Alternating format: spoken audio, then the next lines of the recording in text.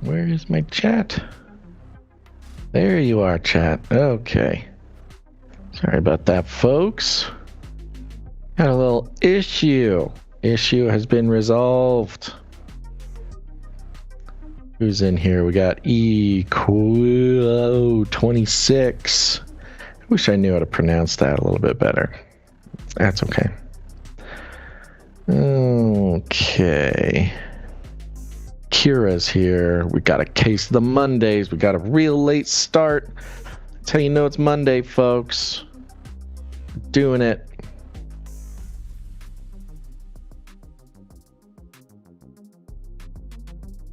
Still can't log in to any of my things. There we go. Okay. Oh, I should send out the text message. Okay, text message coming at you, everybody. Boop. Yeah. Gonz is freaking out, folks. Starting so late. Prepare yourself.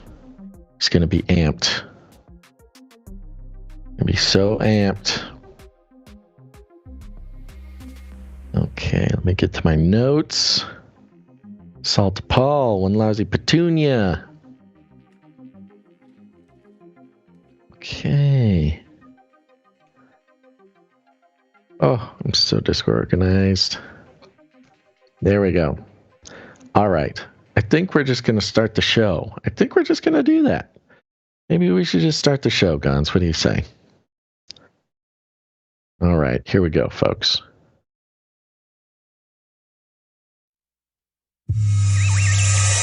The world is getting crazier. People are acting more and more insane. The end of the world is tomorrow. Tomorrow. There's only one thing to do when the world is falling apart.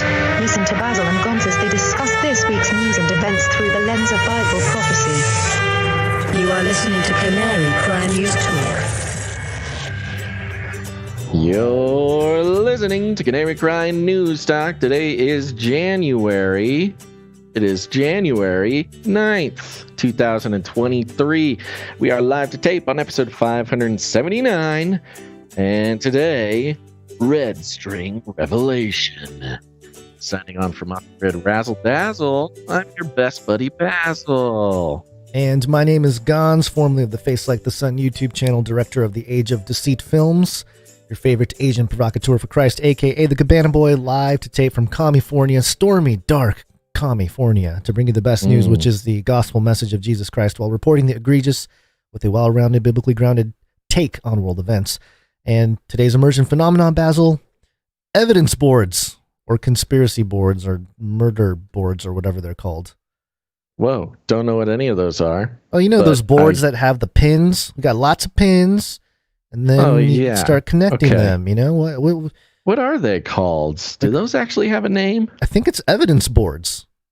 Or conspiracy board, CIA. Crazy wall, the CIA murder map. Needs to invent or mind map for those things. Yeah. Anyway, I thought we would maybe start a mind map for the show so we have a visual of all the topics that connect. And I think that's a good idea. Have like an interactive. That's what I'm saying. Interactive red string mind map. Yeah. Canary Crime mind map. Yeah, I think we'll do that. I have some tools available to be able to maybe pull that off. So maybe next episode we'll have it going. Gonna need to put some balls of red yarn and some thumbtacks in the supply drop. Lots. So everybody can play along at home. Yeah. Okay, well, Gonzo, it is Monday. We've got a show. It is technically going to be a podcast, and we're very proud of that. I guess I think we should just jump right into it, seeing as how we're starting so late.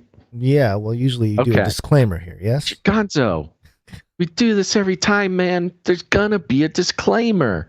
Don't worry. I'll disclaim. It's time for a disclaimer. Now listen up, YouTube. That's right. And just for all the content moderators and censorship managers out there, be they robots or humans, everything you hear on this show comes directly from the mainstream corporate news media. We do not claim to be experts on healthcare, geopolitics, military strategy, corporate law, or the moral and ethical implications of any of these topics, nor do we implicitly or explicitly support or subscribe to any sources or narratives containing misinformation, disinformation, or malinformation, as defined by the Department of Homeland Security. We're good boys. All right, YouTube, we're good boys. You know, there are some people who are a little grumpy about the disclaimer, Gons, but so far, so good. That's called, I don't know, maybe we should get a lawyer who could help us out with that. So let us know if it's worth our time. But so far, so good. Let me give you a rundown of the show. Oh, no, here's Basil. Let me bring you up to speed. We're going to start out with a rundown of months worth of reporting on Brazil, which has been coming to a head. Producer Jam, who does a great job of sending us all sorts of stuff all week, has been keeping us up to date since about August on the Brazil story. So we've got quite a bit of background. We hope to give it more time in the future, but this is one of the biggest things going on in the world now. So we'll be starting out with some Brazil news. Then Flippy will be checking back in with the AI lawyer, see what he's up to, how he's doing, or they. Then it happened, folks. We'll be checking in with the next generation of mind control and how each and every one of us have the privilege of becoming a node, an antenna, a node in the network. It's about time. Then an interesting confluence of events and decisions, policy making between China, Ukraine, and Elon that bodes for an ominous future as far as space goes. Then a little update on NASA, a lost satellite. What'll be happening with that? Then Block 2, we are going to be doing a deep dive into the current state of the mainstream media's, I don't know, crisis. Yes, some sort of psychological crisis when it comes to, well, you know the thing, and then at the end of the show, AntARKtica, it shall not be lost to the fires of the future. More on that at the end of the show. But first, Guns, our lead stories. January 6 rioters. It's the closest jingle we have, but also, Basil, I present you.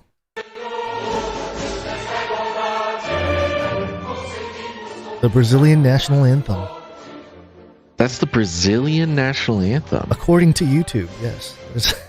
Interesting. It sounds a bit Soviet almost. Yeah, a lot of freedom talk. Oh, beloved, idolized homeland. Hail, hail, Brazil, an intense dream, a vivid ray of love and hope descends to earth. Wow. Yeah, it's very, vivid ray of love. Well, that puts the current events into stark relief there for us. Yeah. So yes, we've had one of our producers, Jam, has been sending us messages for a while. Basil mentioned since August. I think that's about the time he started sending us specific reports on Brazil. I think he was sending us links to other stuff before.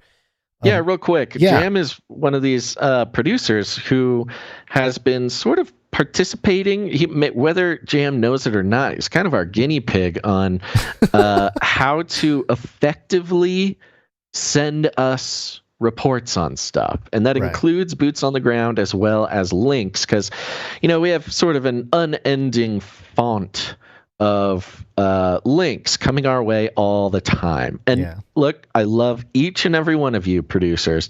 Just some inside baseball. If you are trying to make us not pay attention to what you send us, the best way to do that is to send us an email with no subject line a YouTube link to a 2-hour video and no description. That will guarantee that it will probably get lost in the inbox. But Jam, we worked out with Jam a while back a wonderful system about how to organize sending us links and stories and stuff like that. And I think we're going to share that. Jam has really been the sort of, I don't know, he's been sort of the lead producer on developing that system. So we will be sharing that soon, because look, it's not that we don't think what you guys are sending us is important. It's just there's so much of it, and with no information, it is so hard to honestly sometimes even understand what we're looking at. How do we know you're not a spook trying to throw us off our game? Yeah, you know, we certainly do have people from all sides sort of sending us info and disinfo to all sorts of stuff. If I get really triggered from a message or an email or something, that's the first thing that it's kind of my process. Like, wait a minute, on to you, Mr. Agent, Hello, CIA. Or Miss. Yeah. Okay. Anywho, but yeah. Let anyway, me just some props to Jam there, Yeah. and to let everybody know that we will make the system available to everybody, and it'll help us, and it'll help you not be so frustrated with not hearing back from us or not hearing your story on the show. Right. Okay. So let me just go back. Jam sent this to us back in August of 2022. So several months ago. He revealed to us that he is from Brazil, and that he was kind of keeping up with American politics, but also Brazilian politics, which he says is much more complex politics because of the, I'm going to butcher this, Jeitinho Brasileiro, Brazilian way of doing things. Yeah. So Bolsonaro, he talks about Bolsonaro a little bit here. He mentions Lula, who's the current president who took over the 1st of January this year. And so back in August, he was saying how in 2018, Lula was arrested, but was impeached Bolsonaro was elected in 2018 and assumed the presidency in January of 2016. So that was Bolsonaro. During that time, Lula was arrested, went to prison. He was on charges of money laundering, illicit enrichment, receiving favors and real estate in exchange for influence, and much more. The problem is that the federal police, you do, right. So he's a corrupt guy. I think Jam has sort of characterized Lula as sort of a gang, like a mafia, I think is the word he used multiple times. Yeah, which is interesting because that is how Bolsonaro is described. Sort of reflected in the mainstream. Right. Now, of course, to be clear, Jam is a Bolsonaro guy, Bolsonaro fan, so a lot of the stuff, the context of what we get sent is in that side, and that's very interesting.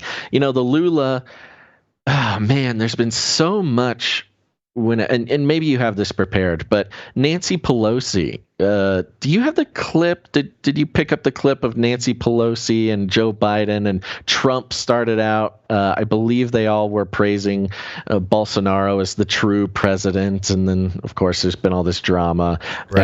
And Nancy Pelosi recently acted like she didn't know who Lula even was. Oh, really? I had not seen that.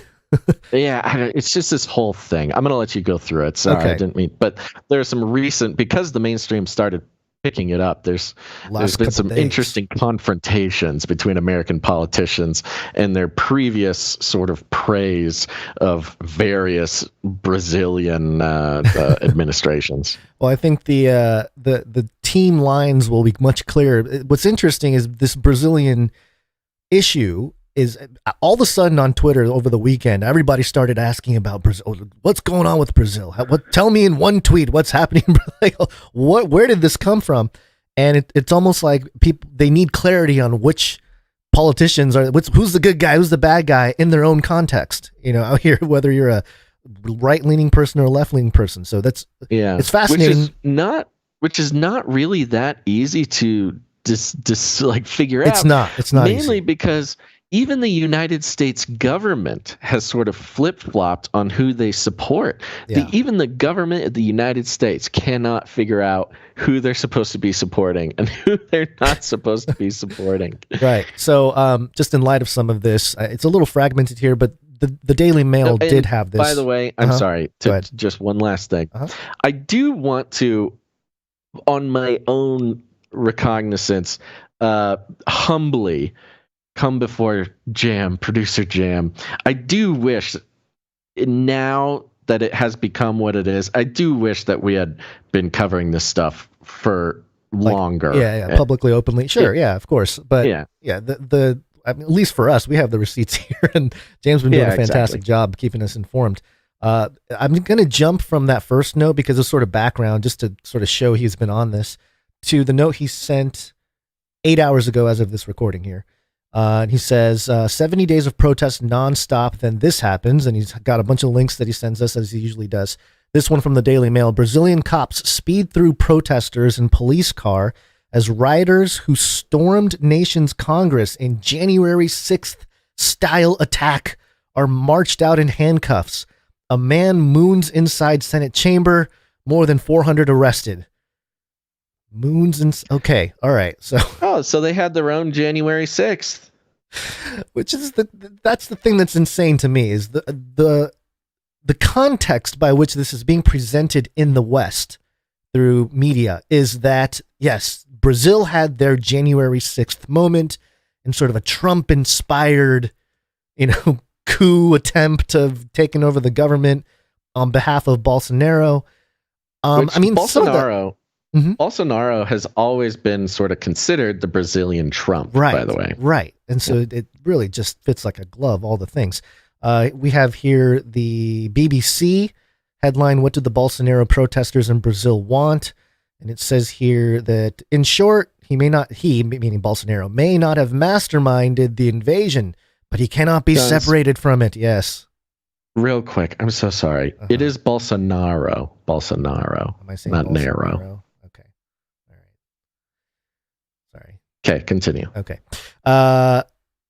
His supporters took on his narrative wholeheartedly, meaning Bolsonaro's. Since he lost the election in October, Mr. Bolsonaro, I got to reprogram my brain, has gone very quiet. There's some rumors about him being in the hospital again. He was stabbed, I think, back in 2018, 2020 maybe. At some point, there was a situation where he was stabbed and went to the hospital. So very hands-on a lot. That's what it seems like to me. It's all the same stuff that we've had here in the U.S. in terms of the political turmoil, but it's just more hands-on, more violent, more hands-on. I mean, it's just because all the players, putting it, the way that it's unfolding, the people involved, and the context of everything. I don't know. It says here, it's no secret that many security forces are more on the side of Mr. Bolsonaro, than Lula, which is interesting for the BBC to print. And that's something that, again, I want to go back to Jam's note here. And he says, according to a person that I know that was present there, more than 3 million people could be present at the protest against Lula's fraudulent election. This number is 150 3 million? Yeah. It's 150 times greater than the number of people present at Lula's inauguration, but more than 1 million people were present at the scene of the incident. The protests are taking place all over Brazil. The powers that be are trying to contain it at all costs. That's why they put Asian provocateurs in the middle of the demonstrations and created the necessary chaos to give them more authoritarian powers. They're arresting everyone, including 80-plus-year-old people, including children. Wow. Pope Francis issued a note against the demonstration and in favor of Lula. Macron published on Twitter his full support for Lula, which, again, it was just a pretty generic, the French government supports all the things and blah, blah, blah. We've seen sort of similar bureaucratic language before. Today, January 9th, is the anniversary of a historic moment in Brazil when the Emperor Dom Pedro I announced Brazil's cry of freedom in 1822, resulting in September 7th of the same year, the de facto independence of Brazil. The same historical cycle repeating itself. On the same note, Brazil had similar events with people occupying the Congress in 1983, 2013, and now 2023. After the 1983 and 2013 events, Brazil changed directions. We're going to see the same force showing up again. So it seems like people paying attention to the history of Brazilian politics this is just same old, nothing new under the sun, but just maybe more intense, more global in that more people are seeing it and so you'll get you'll enter into the conversation of politics and the social media, all those different topics that are kind of taking over everything right now.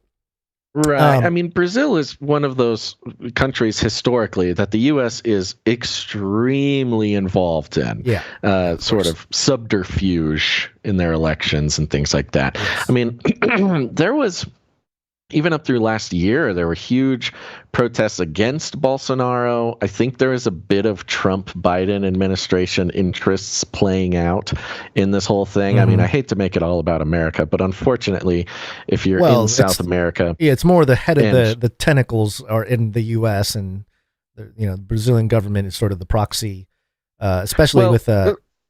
I wouldn't even go so far as call it a proxy, but the CIA is deeply involved in enforcing American interests in South America, and I mean, this thing just stinks of CIA involvement in one way or another. Again, it is much like you kind of have to be like almost a full-blown conspiracy theorist type person to fully understand the complexities of the 2020 U.S. election, and all, even aside from bamboo ballots and things like that. But you really, it's a deep and complex web of influence and sort of dark events that led us through that time. Same is to be said about Brazil, and probably a similar amount of CIA involvement, honestly. Yeah. It's man, and I'm showing some images from the whole the Capitol thing on the screen from the Washington Post, and a lot of it does look very photo op. I mean, it's great propaganda for turmoil and unrest and destabilization. You got the police force, breaking in. There's stuff exploding. There's smoke everywhere. There's broken glass with bullet holes and stuff. It's just I don't know. This type of thing, in my opinion, is meant to shape sort of the direction of everything in terms of how we ought to respond and everything else. But Jam does conclude the note here. We continue to need prayers and waiting for God's intervention. Brazil has had enough with this mafia that continues in power for decades. So, yep, it looks like it's been a long-standing situation. Seeing as the support currently is for Lula by the Biden administration. Biden specifically, Yeah, he's a huge, big fan. As far as I can tell, I'm gonna need to go back through this. Well, the stepping stones of Jam's articles here, to really try to understand what at least his impression is. Right. So Biden did tweet out on the 8th. He said, "I condemn the assault on democracy and on the peaceful transfer of power in Brazil. Brazil's democratic institutions have our full support, and the will of the Brazilian people must not be undermined. I look forward to continuing to work with @LulaOficial." So, it's funny. The people of Brazil, or the Brazilian people, as he puts it, sounds to me like, I guess, the majority are still for Bolsonaro, or at least that's the impression that I'm getting. But it's sort of he's putting it in the context of, they voted for Lula, so rightfully Lula is the guy. It's very similar to what happened in 2020. So. You still there? Yeah, I'm here. Yeah, man. All right, we'll go through. You opened up Pandora's box. Now your curiosity has been piqued. I know. We'll keep track of it now that there's some. Now.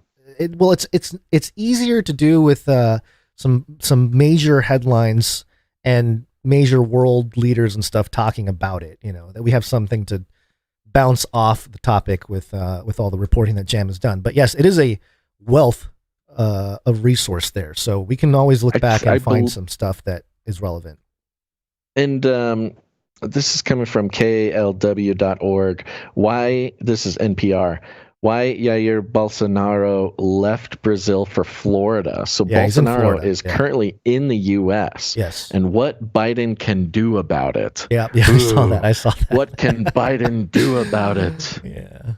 Well, I think he implored him to go home and take care. There was something about going home and taking care of your situation or something like that. I forget the exact wording, but that was the gist of it. You know, the thing.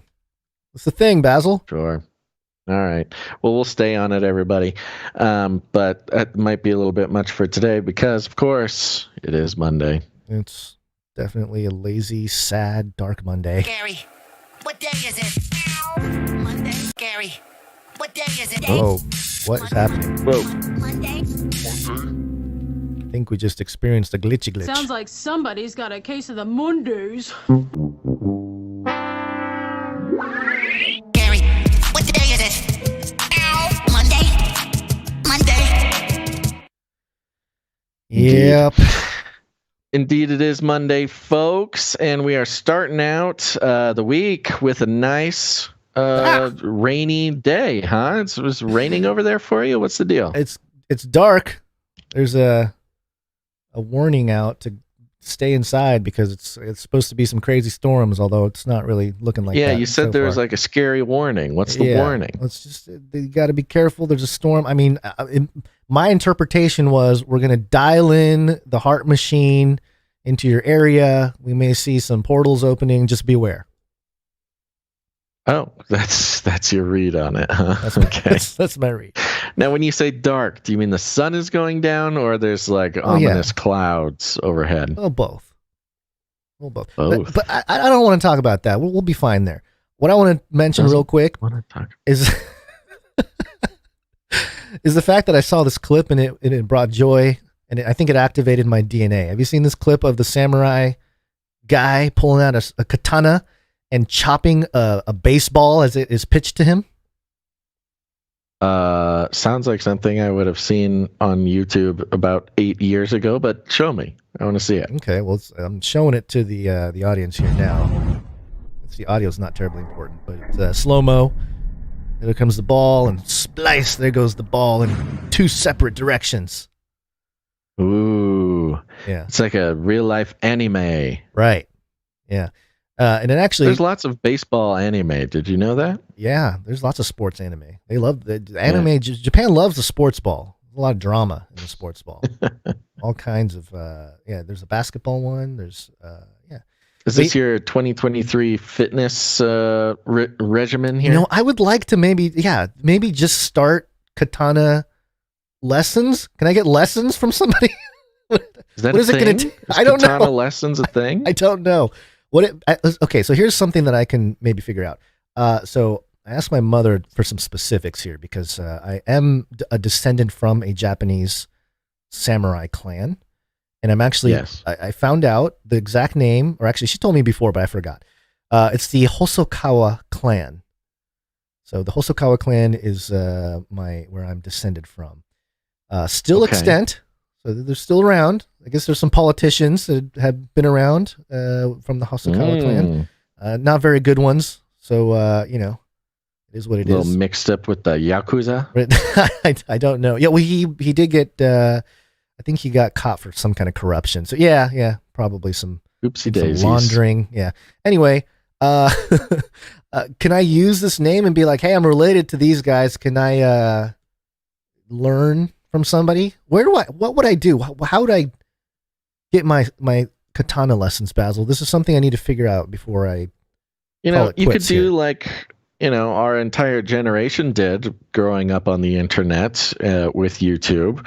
Just find some online, YouTuber who's giving katana lessons, and you can learn how to go Super Saiyan and chop baseballs and do it the old-fashioned way. Come on, pull yourself up by your sandal straps there, samurai. Yeah, well, the problem is I'd like to learn from the source, the original hand-downs of the techniques. I don't want some guy in a basement, trying to tell me how to excuse me, if Karate Kid taught me anything, is that all the best masters are in basements or work at car washes or something. I forgot. It's been a while since I've seen the movie. All right. I'm searching katana lessons on YouTube right now. Yep. 3 basic katana trainings for beginners can do at home, taught by a Japanese Iaido trainee. Oh, okay. So you can learn from a trainee. I don't know what that means. I think maybe he watched some YouTube videos, and he's got something to say about how to pyramid scheme wield a katana. Videos. Yeah. So anyway, Kendo. Yes, Kendo is sort of the it's the sport of the training sort of right. You use bamboo swords. sticks. Yeah, you're not using real swords, but it's the method. Yeah. So maybe I'll just do that. Maybe I get into Kendo. I'm sure you could find some Kendo lessons down there. Actually have family that do Kendo. Anyway, get them involved in it too. Give those. It's never too soon to give babies swords. Okay. Good takeaway. That is a great takeaway, and that's it for me. What's up with you, real quick? Nothing. What is it? It's I got my computer back. Oh, good. Yes. From the guy. Good buddy, computer guy. Fixed the computer. Updated the computer. Computer still doesn't work. I'm still working on it. I got it back. I know. I was so excited. It's like I get to see you. I don't feel like I'm talking to a frozen. A buff barista. I know. Yeah. But I spent some time at this part of why we're getting started so late today. I was doing some troubleshooting. I gotta stop making promises about it because I'm not even in control of the situation. But Lord willing and the creek don't rise, Wednesday I'll be back on camera. I got it pretty far today, so we'll see.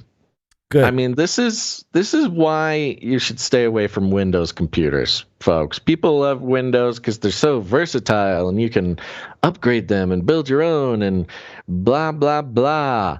But if you're like me and you just want a machine that just does what it's supposed to do without having to do some sort of witchcraft on it, sounds like Mac might be the way to go, folks. That's just how I'm feeling today on Monday. Yeah. The Mondays have got me a big fan of Macintosh right now.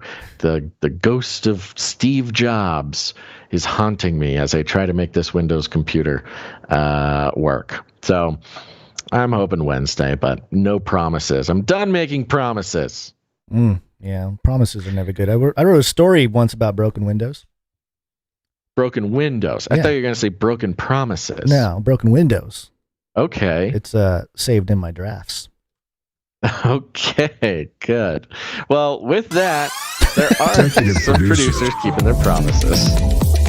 And that's their our executive producers. We're on the value for value model, folks. We take no corporate money whatsoever. As ChatGPT, the AI that will soon be taking over our entire lives, said that corporate money and independent media opens it up to manipulation by said corporations. So we don't even bother. We don't even bother taking any advertisement money, affiliate codes, or platform partnerships. Nope. We are true independent media, and we're only able to stay truly independent because of the value for value model, which means those who get value out of the show have the opportunity or the responsibility to put value back in. It really just takes enough producers, because that's what they are, putting in their time, their talent, or their treasure to keep the show going. It's, we're not going to have Canary Cry Tower on the Manhattan skyline, but it does so far keep the show alive. And much of that is thanks to our executive producers, who are producers who realize that the value for value model, it's a revolution. It's a change that starts from the inside out, freeing yourself from the shackles of corporate money paying for your independent media. And we've got some executive producers coming in. We want to thank them now. I'm going to start by thanking executive producer Observant Servant. Yeah, I like that. Observant Servant. Observant Servant. Yes, very fun. Executive producer Observant Servant comes in with $100.77. All right. Thank you, Observant Servant. Very generous. And thank you for the very clear signal. We appreciate it. Executive producer Observant Servant sends a little note, says, "Thank you for all you guys do. Much love, Observant Servant." Thank you for your executive producership. Indeed, keeping the show going. Where'd you find this? We have another executive producer. This exec actually came in at the very end of last show, so we saved it, and we appreciate it very much. You know him. You love him. It's executive producer Kevin M. Kevin M. Thank you, Kevin M. Good to see you. Yeah. And you know what? I did the math just because I had it right in front of me. This does qualify executive producer Kevin M. for knighthood. Ooh. So Kevin M., if you're out there, listen up. Send us your knighthood name. We would love to pull out a seat here for you at the Canary Cry Roundtable of Knights and Dames. Thank you to executive producer Kevin M. Where'd you find this? And that is it. Those are our two current executive producers for this episode 579. We appreciate it very much, but it's not too late, folks. You can still produce the show. Head on over to canarycryradio.com/support. canarycryradio.com/support. Time. Flippy update. Do you want fries with that? That's right, folks. We are keeping you posted on Flippy. Flippy is our colloquial name for the disembodied robot arms that are taking our jobs, enslaving our children, and flirting with our spouses. We use talking about Flippy as a way to explore all the new, fun, and exciting ways that robots are taking over the world and how there's nothing we can do about it. Today, we are revisiting a Flippy from, I believe, last episode. Not quite a robotic arm yet. Still taking over the world. This is the robot lawyer we talked about, who was doing its first case in court. The AI defending a man from a speeding ticket. But there's more than meets the eye. This is coming from metro.co.uk. AI tool deepfakes your voice to save you from lengthy phone calls with customer service. I'm sold. Where do I get this thing? So we can look. We have been following deepfake technology since before even the mainstream media knew what a deepfake was. Yeah. We've been talking about deepfakes for coming up on a decade now at least, and of course, we focused on the negative aspects of deep fakes. This is the ability for artificial intelligence to replicate a voice or a face or create an image out of nothing with the express purpose of deceiving human beings. But finally, getting put to good use. AI tool deepfakes your voice to save you from lengthy phone calls with customer service. Waiting on hold seemingly forever with your bank's customer service is a special kind of hell, but this AI tool will do it for you. See, the social engineering here starts out, sentence 1, AI will save you from hell. That's right there in the first sentence. Thank you. Paid for Do by? not pay. What? Continue. Do not pay. That's the robot lawyer's name. Do not pay, the technology company behind the world's first robot lawyer, has come up with a new tool that can speak to banks' customer support using an AI-generated version of your voice. On Wednesday, the company founder and CEO Joshua Browder posted a demo video on Twitter where he shows an AI deep fake clone of his voice call up Wells Fargo and successfully overturn wire fees. Okay, Joshua Browder. I'm going to just go ahead and head on over to his Twitter. That seems like a premium follow. Keep an eye on this fella. Maybe start up some sort of friendship. Come on, Joshua. Hit me up, buddy. There he is. Follow. Okay. Wells Fargo actually is a very interesting, a very relevant bank for him to be sort of doing this PR stunt with. We didn't forget. We just kind of didn't include it in the show. But Wells Fargo recently got busted again for scamming all of their customers. Did you see this?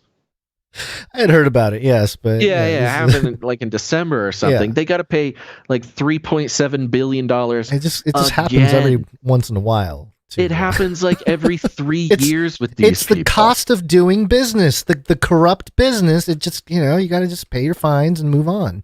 Exactly, because they buckled pretty easy on paying the $3.7 billion, which means that they make overall, a lot more. they made about 10 to 20 billion off of scamming people. I'm telling you, it's the price of doing business. It's truly disgusting. But okay. Here's the there it is. Yeah, tweet. Mismanagement of auto loans, mortgages, and deposit accounts. Isn't that everything that banks do? It is the exact thing that they got busted for before. They never changed their practices. Wells Fargo, look, all the banks are evil. Okay, Wells Fargo just keeps getting caught being evil. They are just being evil in the most blatant ways that they just keep getting caught. They pay the fines and they keep doing it. Well, the thing that's crazy is that it's allowed to continue.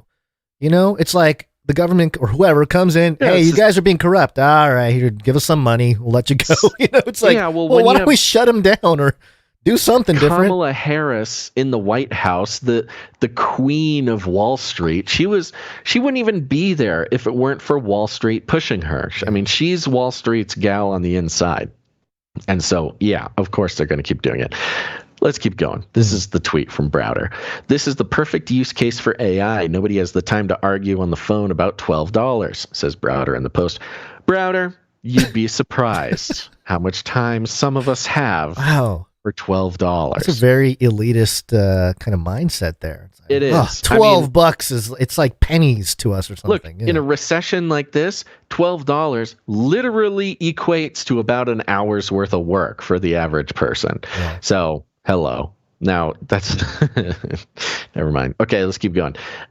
We plan on making the tool publicly available with a range of generic custom voices, but to have the user's own voice, it will be a premium option, Browder told Motherboard.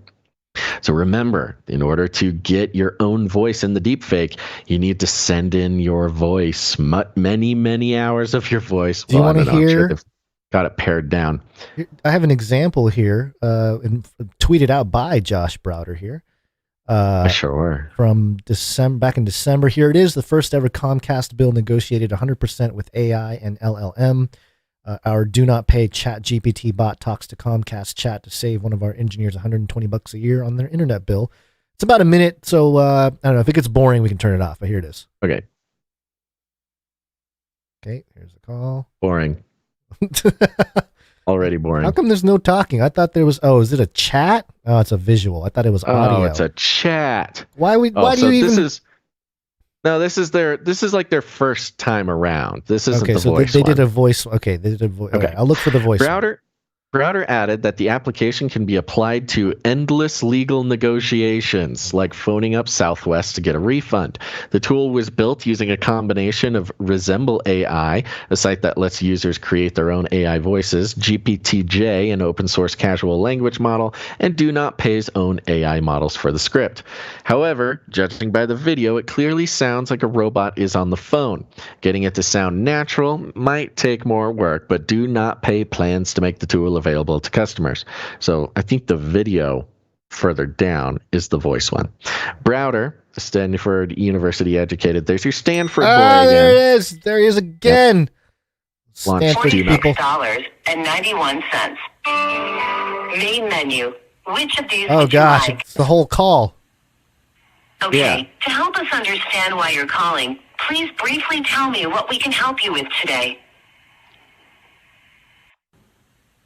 Okay, come on. Talk. Wow. I'm calling to get a refund for wire transfer fees.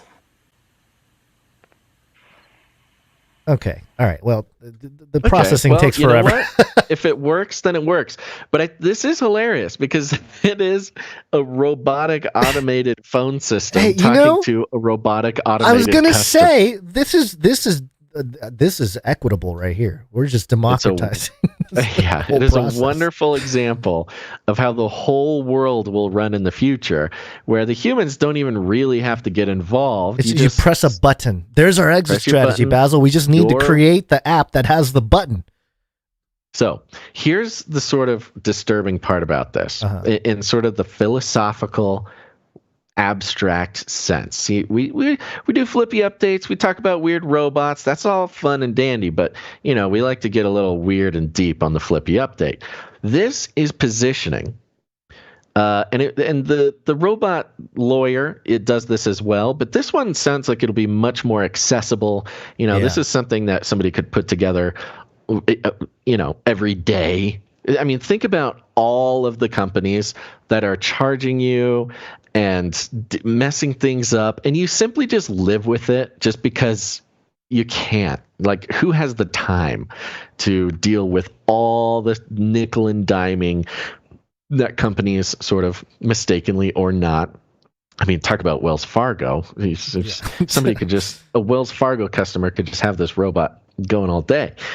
But what this is doing is it's setting up the AI, the robots, as our advocates. Much like in the first sentence here, where it talked about the AI saving you from hell, Jesus Christ being our advocate in that case. This is setting up AI to be your advocate. It can be your legal advocate. It can be your advocate against corporate America. Hey, it's our little really Pokemon that gets to fight on our behalf. It's creating, but not even, because the Pokemon you're sort of the boss of in a way. Uh-huh. This is like, I mean, I hear what you're saying. It is a little bit like that, but I think sort of cognitively, right, in the relationship between man and robot, this is opening the door to the robot being their brother's keeper, the robot being our advocate, the robot, watching out for our best interests, especially in cases when we do not have the ability, whether that's emotional ability, legal, intellectual ability, whatever that might be. We then become sort of an oppressed class. You talk about oppression by empire. Who is the empire oppressing? You and I, the corporate oligarchs, are using their tools of empire to sort of wear us down and nickel and dime us. Well, now you've got your AI, your advocates against the oppressors. They're sort of like, what's the word? Social, not social justice, but social advocacy lawyers or whatever. It's a very interesting place to put. Now, of course, it'll be described just as a tool. It's just a tool to save you time, save you money. But at the same time, you're putting sort of your financial and legal fate in the hands of an AI. Not that it will necessarily let you down, but it is being put in the place of your advocate, which, look, it's just a short step away from legal advocate to legal guardian. Okay, what if the AI, if you could get an AI, once they get their legal rights, you have an AI adopt you as their son, and suddenly that robot is now like legally liable for your actions and your debts. It pays all the fines when you break stuff. Yeah. Yeah, I mean, it'll be your dad. The AI will be your daddy. That's what I'm saying, folks. Get ready. Okay. All right. I went to court one time for a speeding ticket. Yeah. And it was scary. I was young. I was like 16, I think. And it was a total, really, I did not think that look, I was speeding, but I was in a scary situation. I was in between two semi trucks, and I gunned it, wanted to get out of there, and boop, boop, boop. The sound of the police came up right behind me, and I was speeding, yes, okay, but I was doing it to get out of danger, blah, blah, blah. So I wanted to bring it to court, and I went to my dad. I'm like, Dad, you got to help me. He's like, okay, I'll go with you. I'm 16. I'm shaking in my boots. I'm in the courthouse. My name's coming up on the docket, and my name comes up, and the judge calls me up to the stand, and my dad did not come with me, and I was just there alone. I had no legal advice. I had no plan. Was for he this. Was he sitting in the audience part of the courtroom? He was Okay, just sitting in the box. There you go, son. Hey, let's go. Yeah. I was asking for help. He was just there for like moral support. Yeah, holding up didn't signs. help with anything. I was a minor. I didn't even think I was able to do that. Yeah. Anyway. Well, yeah. See, and that is why AI. People will want AI to be their dad because their own father will not help them in court. We laugh now, but it's going to be the sad reality, I think, with a lot, especially with like psychology apps and stuff moving in that direction. Yeah, and it's almost going to become impossible to live without using these tools for your common citizen. You'll be at a disadvantage. Yeah, because the judge will be an AI, or at least have an AI. Right. Everyone's going to have the AI app. Proxy layer. You will literally be a second-class citizen who is at a disadvantage in almost every situation if you do not have an AI daddy in your pocket telling you what to do, what to say. By the way, my father did the right thing, okay? I needed that experience. I'm not saying that he was a bad dad or anything. Right. My dad, it was a grown-up moment that I needed to take responsibility for. I did not need, or it was better that my dad let me handle it on my own. Right. I did not get out of the ticket, obviously. But, 16-year-old kids nowadays would much rather have AI lawyer daddy in their pocket. Did you do like read up on stuff and study and make sure you knew what you were? Okay, all right. A little bit, but I was never a good student, so I didn't really know. Yeah. I mean, the fact was I did speed. I did break the law just because I thought, that if I didn't break the law, I would have died would be a good enough argument, and it just wasn't. That's okay. Not enough for your $50 that we need from you. Exactly. It was a lot. It was like $160, I think. Hey. I was going fast, baby. Going fast, yep. Yeah. He did not put the point on my license, though, so that was nice. Oh, that's nice, yeah. Yeah. All right, everybody. Okay, that's your Flippy update for the day. We'll keep track of Do Not Pay. I think February will be a crazy month, and we'll see how this thing really becomes mainstream. We're definitely going to hear more. We will. All right, let's continue on here. Mind control weapons. 5G kills humans. I plead the fifth. Except it's not 5Gs anymore. It's 6Gs. Yeah, it's 6Gs. Somebody actually sent us a jingle, a 6G jingle. They sent it in knowing that we were going to need it, and we cannot find it. We can't find it. So if you're listening, please send it to us again. So, or just, resend the email that you sent before so it's top of the box there. Yeah, so we cannot find it in our email inbox. We cannot find it anywhere. Whoever made the 6G jingle, if you're listening, and I hope you are, please resend it. Yeah. Or somebody else make one. Yeah. This is studyfinds.org. And the headline here, 6G wireless technology could use humans as a power source. Study explains. That's fine. Which is, that was all conspiracy talk. What are you worried about? 5G wireless technology is just starting to take off worldwide, but a new study is already speculating on the future of 6G. Researchers from the University of Massachusetts Amherst say, unlike older technology, they're rolling out 5G and they're already like, unlike old tech, 6G could end up using people as antennas. I thought that's all conspiracy talk, but okay. Specifically, 6G telecommunications can possibly take advantage of visible light communications, VLC, which we've talked about before, Basil. We've talked about this whole process, which is like a wireless version of fiber optics. Right now, fiber optics use incredibly thin glass or plastic strands to transmit information on flashes of light.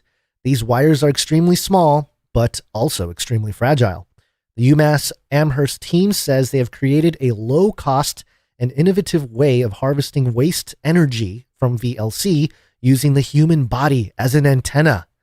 Their invention can recycle waste energy to power wearable devices and possibly larger electronics as well. Quote, VLC is quite simple and interesting, says Ji Zhang, professor of information and computer science at UMass Amherst in University Release. Quote, instead of using radio signals to send information wirelessly, it uses the light from LEDs that can turn on and off up to 1 million times per second, end quote.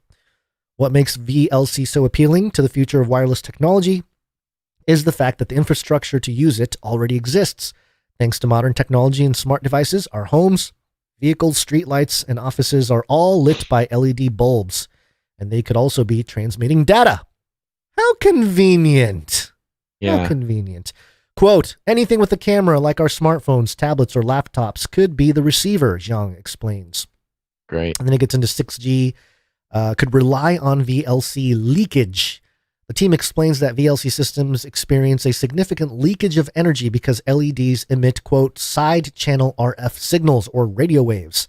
If scientists are able to harvest this RF energy, they can put it to use. To turn this into a reality, they designed an antenna out of coiled copper wire to collect leaked RF. From there, the biggest question is what kind of object maximizes the collection of this energy. Researchers experimented with all sorts of surfaces and thicknesses of wire. After resting the coil against plastic, cardboard, wood, and steel, as well as phones and other digital devices turned on and off, first author Minhao Kui tried wrapping the coil around a human body. Results show people are actually the best medium for amplifying the coil's ability to collect leaked RF energy. Attaching the coil to a person collected up to 10 times more energy than just using a bare coil. And here's the punchline here. A cheap bracelet could give you 6G service. Based on these results, the researchers created an inexpensive wearable device called Bracelet Plus, which people can wear on their upper forearm. Study authors note they can even modify it to work as a ring, belt, anklet, or necklace, although bracelets seem to work best for harvesting power. What about a headband that puts it right on your forehead? And they have these photos here of it's a series, a basic coil, a copper coil, and then a ring coil, so the coil's around the finger, and then the wristband, the bracelet coil. And, copper, it's got a reddish color to it. And that just, it triggered in my mind, Basil, some things we know about, the mystic practices of the Kabbalah, especially the Hollywood types. It's mainly a Hollywood type thing. But the red bracelet. You have all these celebrities. I think Madonna was really the one that kicked it off and made it very popular in the 80s. Really big in the 90s, early 80s, 2000s. 90s. But all these celebrities wear the red bracelet as sort of and they claim to be, there's all these blogs out there, and the official Jewish outlets don't nail down the source of anything, although there are a couple sources from rabbinical writings. Basically, the idea is to ward off the evil eye. The reason you have the red bracelet is to ward off the evil eye, which is interesting. The evil eye being something that, we all talk about in terms of the top of the pyramid and everything else, the eye of providence. But, just in recent times, we had the World Cup, Basil. And just as a side note, I didn't know Messi was a red band guy. He wears a red band around his ankle. And there's some video footage of from back in 2018 where Messi revealed. Do you know who Messi is? He's one of the best soccer players out there in the world. Yeah. So he has a red band, and I guess he started a thing where he started giving the red band to other players. So they started wearing it to boost confidence, and now there's all these pictures of soccer players that have red bands either on their wrists or their ankles or whatever. So it's become a trend, and it's almost like it is a talisman, even within soccer, which I thought was really fascinating. Especially since somebody like Messi, I was kind of digging into Messi for a moment. I may go down a sidetrack rabbit trail for just a moment. Did you know Messi has 415 million followers on Instagram? Did not know that. That's a lot. That's like a good chunk of the human population. 415 million. Anyway, just to give you the scope of the size of this. Yeah, but it's more than the population of the U.S. by 30%. Yeah. So anyway, just the whole copper thing, the 6G situation, Bracelet Plus. What do you think, Basil? You think this is going to become a thing? Are you going to get a Bracelet Plus and sell out I'm kind of still trying to figure it out, because they say it's an antenna, but then they say that it's used to recharge devices. Like it captures as if your device, like your 6 5G phone would be putting off extra radio frequency waves, and then your body sort of absorbs it, and then collects it the through copper the coil. thing kind of gathers it, right. and then you can use that to charge something. It sounds like it. Yeah, like it charges the battery, but then at the same time they talk about the antenna. So maybe it's both, I guess. But yeah, it puts an interesting spin on beast fashion, because especially a few years back when we first started covering beast fashion, there's all sorts of, futuristic jewelry that do certain things. There's certain jewelry that could fool facial recognition cameras, certain jewelry that, they all had some sort of use. But yeah, a forearm bracelet that gathers electricity from your body and then boosts your cell signal. I would find it difficult to think that most people would have a problem with this. I would assume that there's going to be some, I don't know, health effects on this. Of course, that will never be sort of admitted, but it's a wonderful step into common use of beast fashion. Everybody will be wearing their, cell phone charging bracelets or whatever. And if you don't, you just don't get 6G service. You must shackle yourself with the shackles of 6G, almost literally, or else, eventually there won't be a 5G network. You just won't have cellular service without putting on the bracelet, which again would mean absolutely nothing unless you're someone trying to keep an eye out for, whether it's a sort of metaphorical shackles or a literal mark of the beast or whatever. If you're someone who's actually sort of living with a worldview that things actually mean things, then, well, you'll become a second-class citizen. You'll have to go back to walkie-talkies. Most modeling is kind of acting like a beast, but making it fashion. Beast, but then make it fashion. There was something that I wanted to note here. Let me see if I have it. I think While you look it up, I did just ask ChatGPT to write a legal defense for a speeding ticket for a 16-year-old who got a ticket for speeding to avoid being stuck between two semi-trucks. Says here, it is a defense to a speeding ticket that the defendant was driving at an unlawful speed because they were attempting to avoid a car crash. This defense is known as the necessity defense, and it is based on the idea that the defendant had to choose the lesser of two evils. In order to successfully use this defense, the defendant must be able to show that, 1, they were faced with a choice between two options, and 2, they chose the option that caused them the least harm.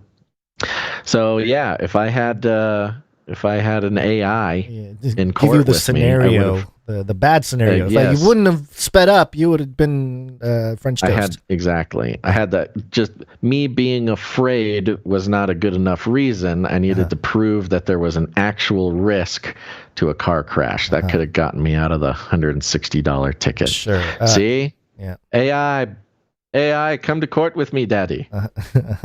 Real quick from Ezekiel 22, verse 18, Son of man, the house of Israel has become dross to me. All of them are copper, tin, iron, and lead inside the furnace. They are but dross of silver, copper included in the nasty filth that gets taken off when you purify metals. So there you go. There's your biblical reason not to cover yourself in copper for the sake of 6G. Love it. I love it. Just saying, man. Okay. Ready to move on? No. Okay. Yeah. Welcome to Chinese news.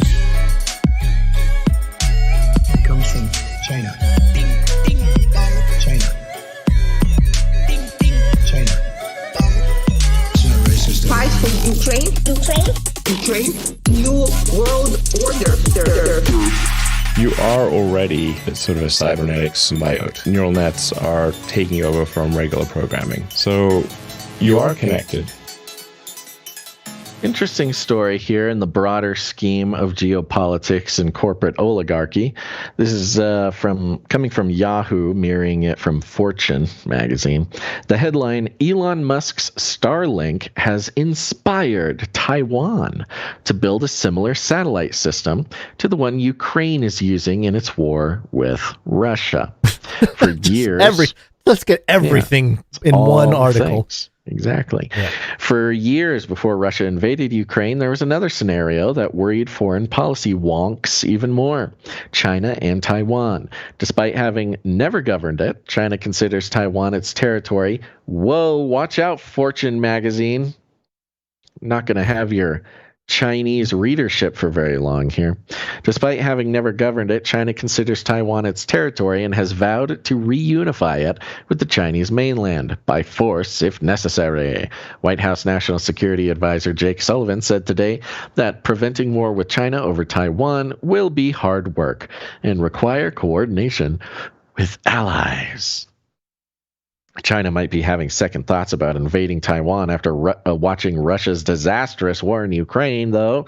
And a big reason for Ukraine's success has been the stable internet connections provided by the Starlink satellite system from Elon Musk's SpaceX, which has allowed Kyiv to stay in contact with troops despite Russian attacks on communications infrastructure. Now, Taiwan, having watched the conflict in Ukraine, plans to build its own version of Starlink, the Financial Times reported, citing 3 people familiar with the situation. Now, right off the bat, Guns, why would Taiwan want to build their own system if they could just pay Elon Musk? I don't know if they trust Elon. Do you think it would have something to do with Elon Musk's connection with China? Maybe. They've got Tesla factories over there. There's. Yes. Elon has. It's been well documented. Elon's complex relationship with China that has sort of shed a strange light on his actions, especially with Twitter. Yeah, this also, the Fortune also really stepping on those foot soldiers, fixing internet connection to make things happen. No mention of them whatsoever. So the Geek Squad. The Ukrainian Geek Squad. Yeah, I thought maybe they would get a mention, but no, just all Elon all the time. Taiwan Space Agency, TASA, cool, original, is in early talks with domestic and international investors to raise money for the project. Quote, we are going to spin our low Earth orbit satellite communications project off into a company, a senior TASA official told the British newspaper. Starlink works in Ukraine war, Taiwan takes note.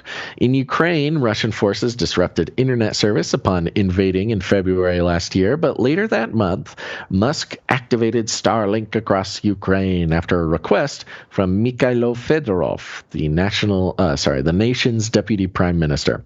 Quote, Starlink service is now active in Ukraine. More terminals en route, Musk tweeted.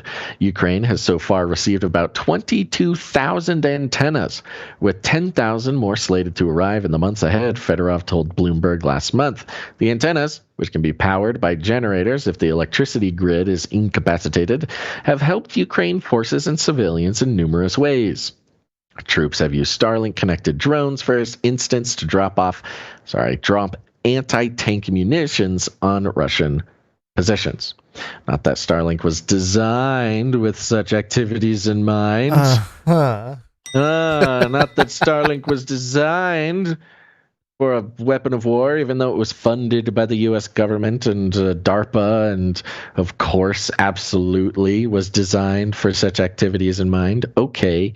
The main idea was to provide satellite internet connectivity to places lacking telecommunications infrastructure. But a country under invasion is often just that, thanks to attacks on infrastructure. Oh, yeah. Isn't it convenient? I love how they're able to just admit it, but also stay immune to any kind of direct blame, you know? They didn't directly make it for the situation, but, you know. It is definitely a lie, though. I mean, Starlink was absolutely designed with such activities in mind, but that's not it's not good PR. No.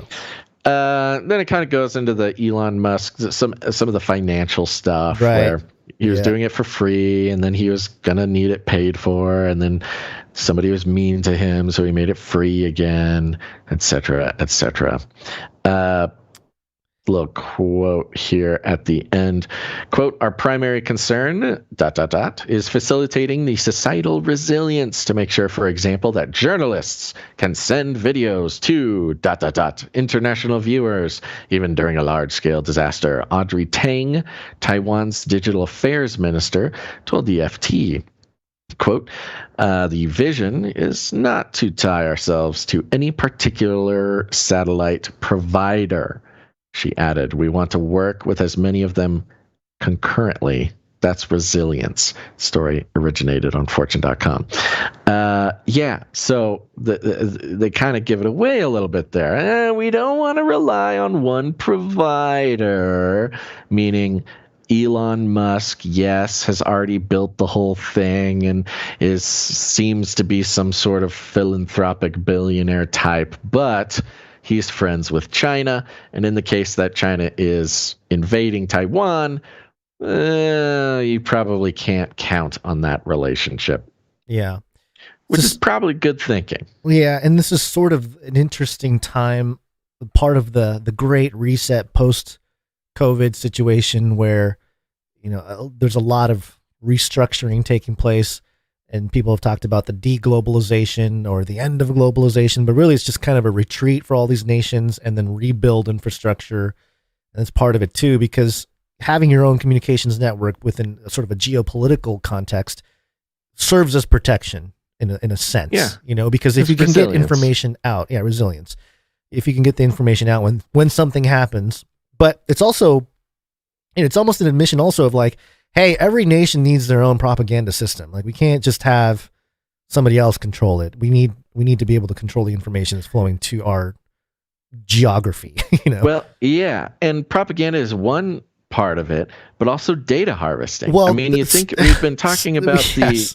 the data state. Data is the new oil, the new resource to be fought over geopolitically. We've been seeing it for a couple of years now, even in large-scale disagreements between Australia, China, etc. And the value of data, large-scale data. You think about Elon Musk, who has made most of his money from the U.S. government. He gets all sorts of military contracts, government contracts. That's how Starlink got started in the first place. To have, you think about data collection. It's one thing to sort of have an app like TikTok that invades the popular culture of a country. It's another thing to have literally 100% of internet access and data collection at your fingertips, such as Elon Musk with Starlink. I mean, the entire country of Ukraine has every byte of data going through a U.S. corporation. And that is one of the oft overlooked economic values of the whole Ukrainian money laundering situation. Of course, you've got the military-industrial complex, you've got politicians getting their fingers in the pie, but you have Elon Musk, who, as a sort of data mining corporation, has all of it. It's as if a U.S. corporation, benefited from a war overseas that perhaps was egged on by an administration to start a violent clash to allow a singular U.S. corporation to come in and capture all of that nation's one particular resource. It's weird. It's weird how that's never happened before. It kind of sounds like a good plan, but interesting how they're finally figuring out how to do it. Well, also you have cough, Venezuela, cough. Right. Pretty much every South American country, and oil, of course, Middle East as well. Yeah, and you also have I forgot what I was going to say now. Never mind. Well, so Taiwan doing it themselves is also sort of future-proofing a precious national resource against the exact thing happening to Ukraine, which is, hey, if the Ukraine war settles down, let's say in about 10, 20 years, similar to Afghanistan, the administration at the time decides, okay, we need to get out of Ukraine. With that well has dried up for American corporations. We're gonna pull out of Ukraine, and they do, and it's a big victorious moment. And then 6 months later, because we're America, we need another war. You need the war. The war, that's just for status quo economic, situation. You need a war. It used to be in World War II, a war gave a economic boon to the country. Well, now we just need war just to stay at baseline. And as we saw with the transfer from Afghanistan to Ukraine, once Ukraine's over, we'll be looking at the next war that will give our corporations access to those precious resources. And Taiwan being one of them. So creating your own satellite infrastructure will make it so there's no need to bring in a U.S. corporation, which would, funny enough, probably be enough to stay out of the warpath of the U.S. If you don't have a requirement, if you don't have a resource that the U.S. can benefit from, you're probably gonna be pretty safe in times of war. That's just sort of how it's historically gone. Well, plus they have the continuation system already in place with BlackRock making the deal with Ukraine about rebuilding. So, oh yeah. Oh no, we'll be in Ukraine for 10, 20 years at least. It'll be a while. And that partnership with BlackRock and Ukraine also is a very bold, I think this has gone underreported, is a very bold push forward of the entire ESG system, dashboard, or whatever you want to call it, whatever they called it, because it's effectively going to be that's what's being put in place as part of the rebuilding process. So you won't be able to do any business or anything really, if you don't comply with all those ESG rules that are coming in. But, while Elon Musk is rebuilding the entire Skynet system with his own product and collecting all the data communications that's going on in Ukraine, there's another kind of data collection device made not by TASA, but NASA is now dead, Basil. CNN, dead NASA satellite returns to Earth after 38 years. Oh, no. Yeah, a defunct NASA satellite has fallen back to Earth after 38 years orbiting the planet. The Earth Radiation Budget Satellite, known as ERBS, was launched in 1984. A broad space shuttle Challenger. Old gal. Uh-huh. I'm older than that. Make me feel old. Yeah. Until 2005. So they stopped collecting data in 2005. I don't know what it's been doing the rest of the time. It's been alien food. Chilling. Data from ERBS helped researchers investigate how Earth absorbed and radiated energy from the sun and measured ozone, water vapor, nitrogen dioxide, and aerosol concentrations in the Earth's stratosphere. The U.S. Department of Defense confirmed that ERBS re-entered Earth's atmosphere on Sunday at 11:04 p.m. Eastern Time over the Bering Sea, according to a statement from NASA. It wasn't immediately clear whether parts of the satellite survived re-entry. Most of the satellite was expected to burn up as it moved through the atmosphere. The chance of getting hit was very low, approximately 1 in 9,400. That's not that low. I was gonna say that's what, 9,400 what people? 9,400 square miles? Like, what are we talking? There's just no metric on that. 1 in 9,400. NASA calculate. Thanks, NASA. The satellite far exceeded its expected 2-year lifespan, operating for a total of 21 years. So what did the ERBS do? The instrument on board the ERBS, the Stratospheric Aerosol and Gas Experiment 2, SAGE 2, collected data that confirmed the ozone layer was declining on a global scale, NASA said. Oh. It was the data collection device that justified global warming narratives, basically, and funding. That's interesting. Yeah. The data especially because recent story talking about the ozone healing itself. Right, yeah. It's magically healing itself now. A mortal wound is healed.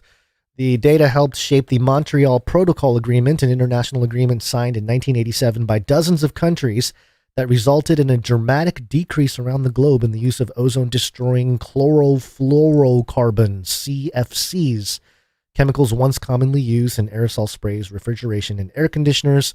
If the ban on CFCs hadn't been agreed, the world would be on track for a collapse of the ozone layer and an additional 2.5 degrees Celsius of global warming by the end of the century, a 2021 study found. Today, Stage 3 on the International Space Station collects data on the health of the ozone layer. So, all right. Yeah, we don't need this old satellite anymore. Yeah, we don't. But, it almost feels like a, I don't know, kind of next to the Elon story. Elon really in the bleeding edge of providing communication technology to a war-torn nation. Meanwhile, NASA's old nothings are falling out of the sky. This is part of the reset, the retooling of all the infrastructure. Out with the old, in with the new. Yeah, yep. All right. Well, with that, let's thank some producers. Let's do it. Sorry, I'm transitioning out of story mode into production mode. Story mode. So, we're still in the first break. Wow, I've lost track of world. It's break time. Come on, take a break. Yeah. And that's not going to do a party either, huh? Oh, We're yeah. all over the place. You're right. Okay. Oh, no. That's probably one of the biggest mistakes I've made in a while. Okay, it's party time. Let's do party time. Go to canarycry.party. Party time. Go there, find a tree of links that leads to everything from how to listen to the show, watch the show, how to produce the show, how to connect with us and the community. Welcome to Canary Cry. Party. It's the place you wanna be. So say, welcome to Canary Cry. Gameplay, canarycry.party. That's right. Go check it out. canarycry.party. All sorts of good stuff there. Now, let's thank some producers. It's break time. Come on, take a break. Taking a break, folks. We're going to thank some producers because they make the world go round. They certainly make this show happen, so we're very grateful for their time, talent, and treasure. If you want to become a producer, you can go to canarycry.support to check out more ways to do it.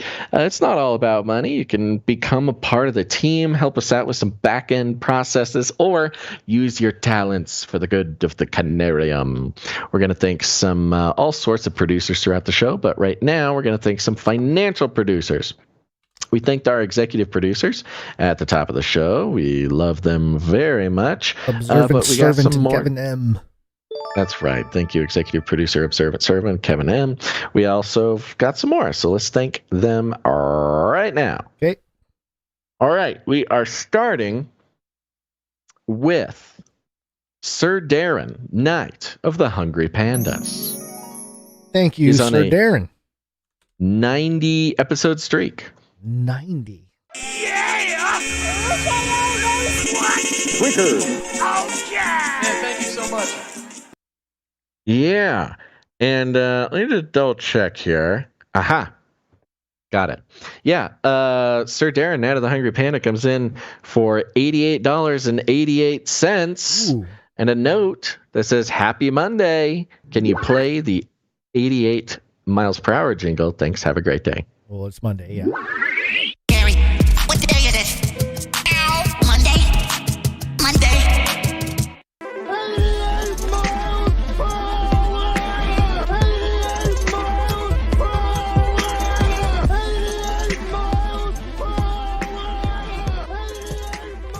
Flawless victory.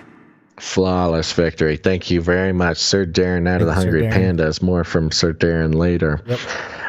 We've got Sir Moore of Night of the Burning Chariots, 183 episodes in a row, 11/11.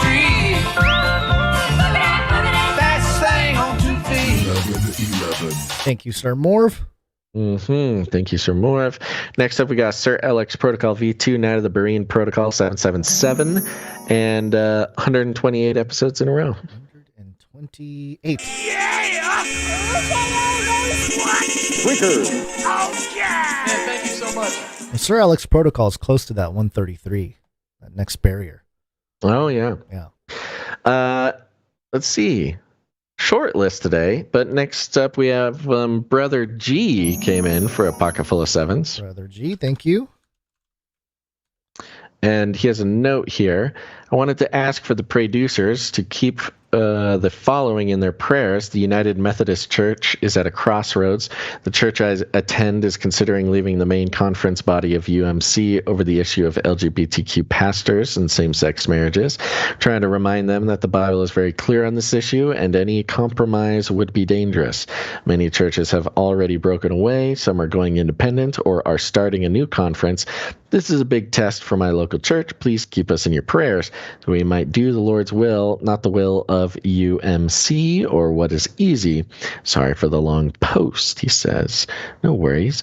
Thanks, guys. God bless. Okay, Brother G. Yes, the big upheaval in the United Methodist Church. Those Methodists, they've always been pretty liberal on most things, but they are the conference, the United Methodist sort of organization as a whole, experiencing some schisms. And Brother G, the producers will be praying for you, buddy. Yep. Producers, assemble!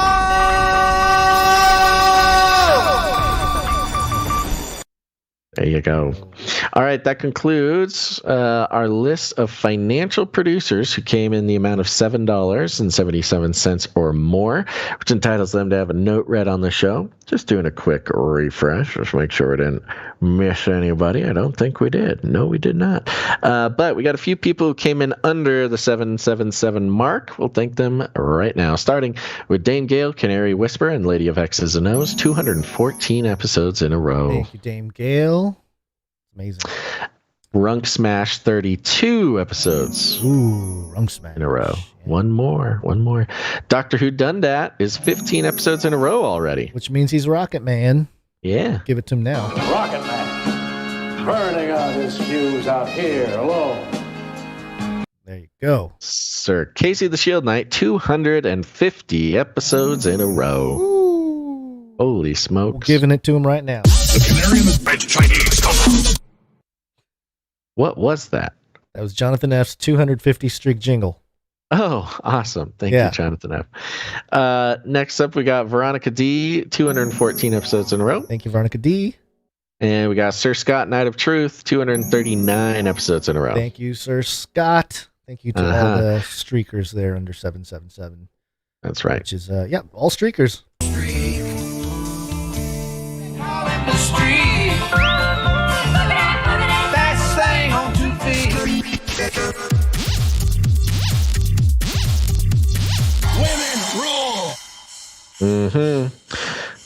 Well, I think that just about concludes it. It's not too late, folks. You can head to canarycryradio.com/support, and thank you for your patronage. canarycryradio.com/support. Drive and take my money.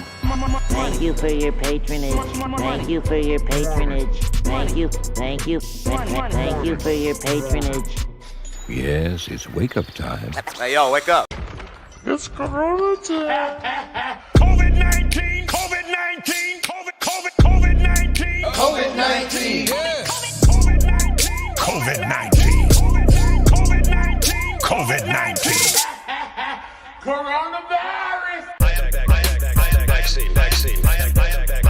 am vaccine. Vaccine, number one way. Basil, the mainstream is having a crisis. Yes, they are. And we are going to stay on YouTube for this one. Yep. And I can genuinely say for the censorship people, the content moderators, the ones watching live, and the ones revisiting this section for the appeal later. This is very interesting. The mainstream reporting about some WACC19 stuff here. We can honestly say, Gons, that of all the science and experts named in this article, we agree with all the science that is presented. And you don't get to say that very often. But again, we are reading a mainstream article. This may sound like perhaps it is going against some sort of, like we're some sort of crazy conspiracy theorists and we're reading some Alex Jones blog or something. No, this is coming from The Telegraph, UK outlet here. The headline, critics claim COVID jabs are causing heart problems. Hyphen, do they have any proof? Question mark. Now, this is part of why this show exists, Gons, is media literacy. The little things to watch out for, the tools that they use, the ways that they say things or don't say things. The medium is the message many times. Yes. And learning to hone your eye, your media reading eye, is an important part of staying sane in today's world, and has been for a long time, but especially the past couple of years.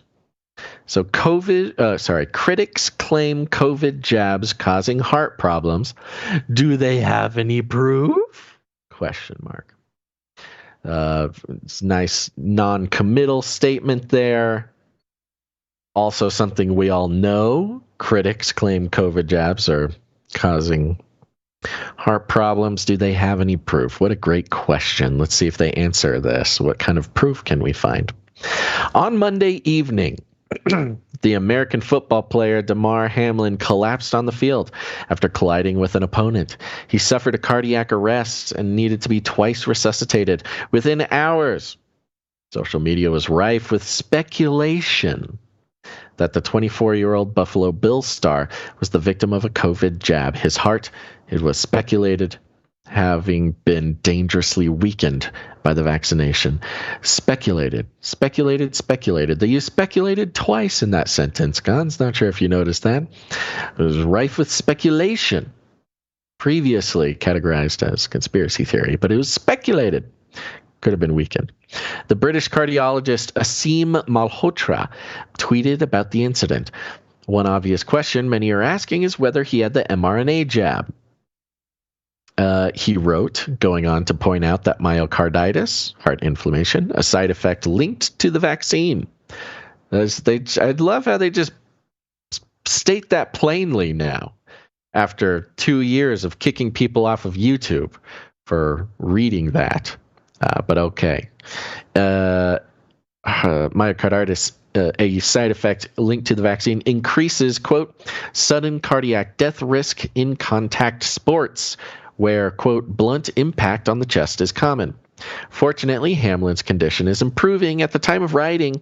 Although the player was still in intensive care, doctors report he was awake and talking to his family and medical team at the University of Cincinnati Medical Center. Even before the Hamlin incident, the link between vaccines and heart problems is a theory that has gained momentum in recent months, with the conservative MP Andrew Bridgen calling for a halt to the rollout of mRNA vaccines like Pfizer and Moderna. So, again, an interesting change to the way of discussing this crazy conspiracy theory. It's a theory now. It's just simply a theory. Yeah. And it's gained momentum. That's wonderful. Okay, don't know what it means necessarily, but it's gained momentum in recent months, Gons. I know. And the Hamlin thing really brought it to the forefront of conversation. Yeah. It wasn't really discussed by anyone before, but this situation like that. Finally, people are talking about this in recent months because us, the mainstream media, have decided to do so. Quote, the mRNA vaccines are not safe, not effective, and not necessary, he told Parliament last month. YouTube, I'm quoting this guy, okay? I am not saying that. I'm quoting Andrew Bridgen, a member of Parliament in the UK. He says the mRNA vaccines are not safe, not effective, and not necessary. He told Parliament last month, quote, the government's current policy on the mRNA vaccines is on the wrong side of medical ethics, is on the wrong side of scientific data, and ultimately will be on the wrong side of history. YouTube is not me saying this. So what is driving this renewed wave of vaccine skepticism? I know it's silly. I have to say this. I know, listener. I know there's so many other shows that you can listen to where they sort of speak it boldly and they get kicked off of YouTube, and that's fine with them. But I'm a beaten dog, okay? You just let me do this. Andrew Bridgen. So what is driving the renewed wave of vaccine skepticism? Does the vaccine actually affect the heart? And even if it does, do the benefits still outweigh the risks? A renewed fear. While there have always been anti-vaxxers, this new concern is drawing in people from outside usual conspiracy theory circles. It's drawing in people from outside the conspiracy theorist circle. Look at that.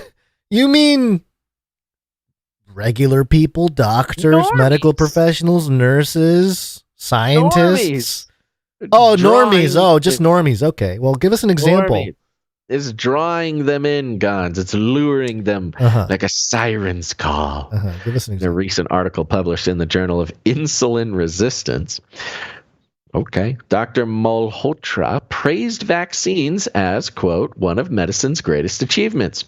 He was one of the first doctors to receive 2 doses of Pfizer to protect his patients. He even appeared on TV's Good Morning Britain, encouraging vaccine uptake.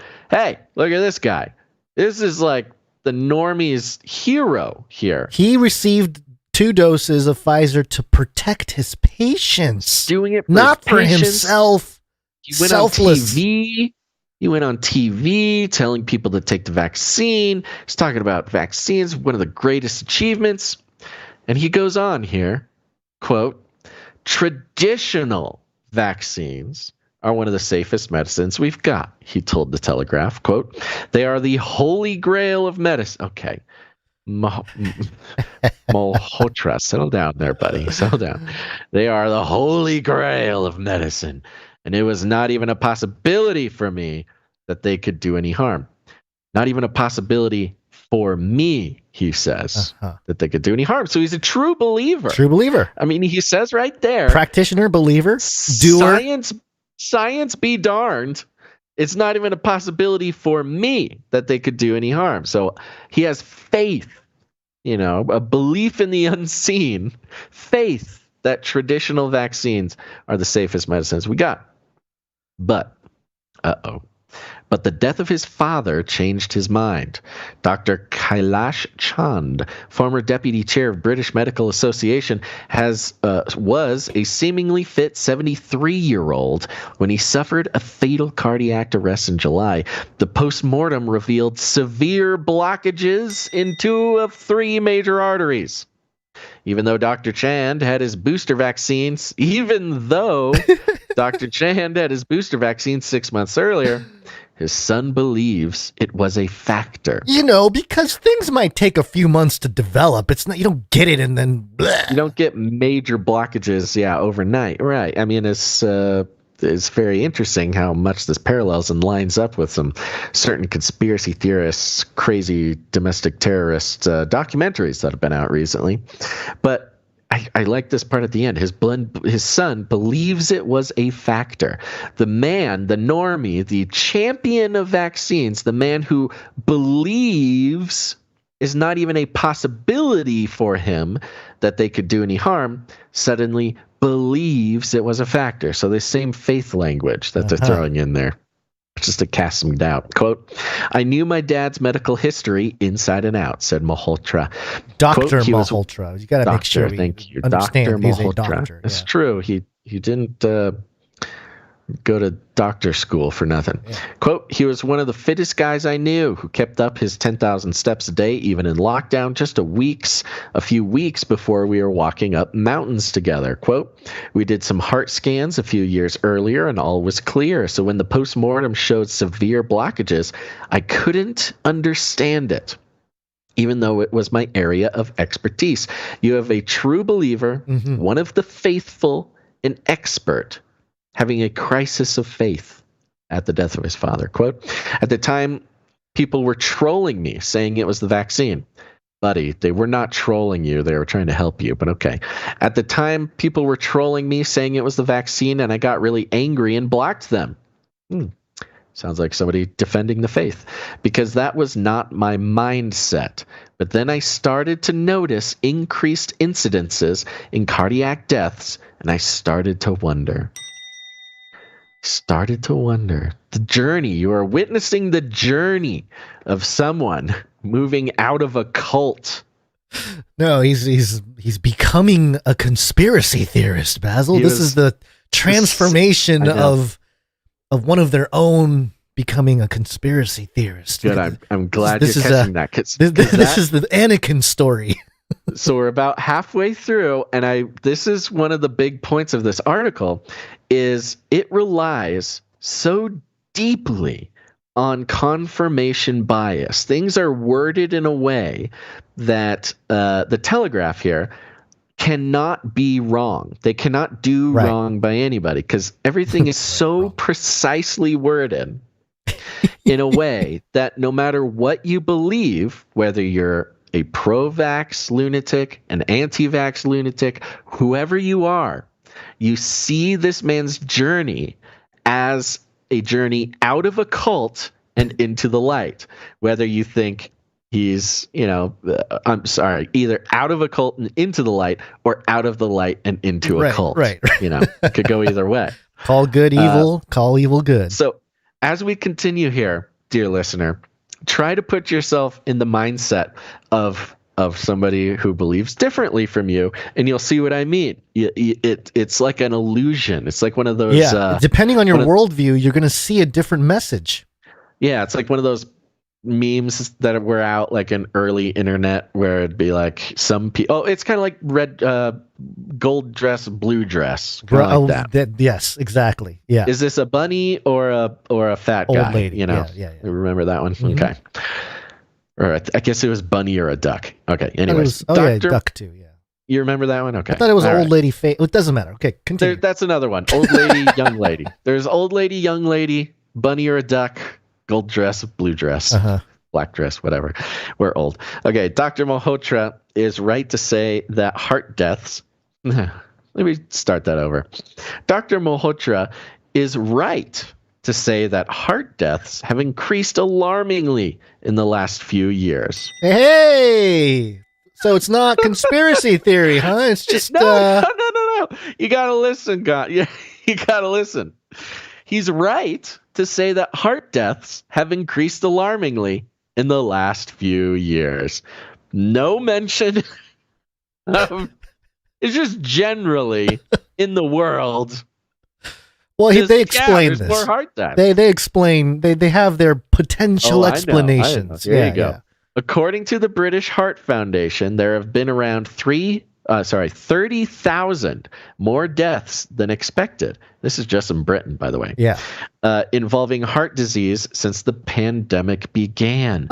More than 230 additional deaths over expected rates each week. In some weeks last year, there were more than 1,000 excess deaths with cardiovascular disease mentioned. Last year, 2022. Yeah. Mentioned on the death certificate. See, some weeks, a whole week would have 1,000 excess deaths. Wow. That's not total. That's excess with cardiovascular disease last year. But if we are looking for a reason for the rise, there are plenty to choose from without needing to point a finger at COVID vaccines. Okay, let's see what they've got. This is somebody had to think real. They had to put their mind map in practice here to come up with some ideas. And it's funny because there's nothing new under the sun here. No. A COVID infection itself is known to raise the risk of a stroke and heart attack, so the virus was likely to be a significant factor in the increase, at least in the first year of the pandemic. No, because the element that was causing the issues, at least the vascular issues, was the spike protein. Sure, it's the same thing that's in the vaccine, or the it's not in the vaccine. First of all, what I meant. That's misinformation. I didn't say in. I said it causes your body to produce. There you go. Sure, but listen to it. It says the COVID infection itself is known to raise the risk of stroke and heart attack, so the virus is likely to be a significant factor in the increase, at least in the first year of the pandemic. They just mentioned the 1,000 excess deaths a week last year, which is not the first year of the pandemic. Even in their own sort of explanation, they cast doubt on it, and they do this a couple times. This response means nothing. It's not even relevant to the time period they're talking about. It's irrelevant data, although we do know that, by the way, no sourcing on this. Yeah, very little. There's a couple links, but it's mostly to other articles. No sourcing. So let us do it for you. Let us journalize for you, Telegraph. This is in regards to the spike protein of the Salk Institute in April of 2021 is what you meant to source there, but you didn't do it. Talking about how the spike protein. Well, they mentioned the spike protein later too. And again, no source, but continue. Sure, but we're sourcing them for them because they need our help, apparently. Turmoil within the health service is also taking its toll. So turmoil in the health service. There has been widespread disruption to heart care services since Protect the NHS mandates were enacted by the government, meaning patients often did not get critical treatment in time. How's that socialized medicine working out for you, UK? That's very cool. While suspected heart attack patients should be picked up by ambulance within 18 minutes, that figure has risen to 48 minutes. Can you imagine? You're having a heart attack. You have to wait almost an hour. You could watch a whole episode of Lost in 48 minutes. You have a heart attack, you pop on Lost, and by the cliffhanger at the end, the ambulance is getting there. And there are 350,000 heart patients currently waiting in time-sensitive treatment. Yeah, I wonder why. An increase of 50% since the pandemic began. The system, which, again, by the way, is not an explanation. They said they were going to offer explanations why heart attack, like cardiac things are happening.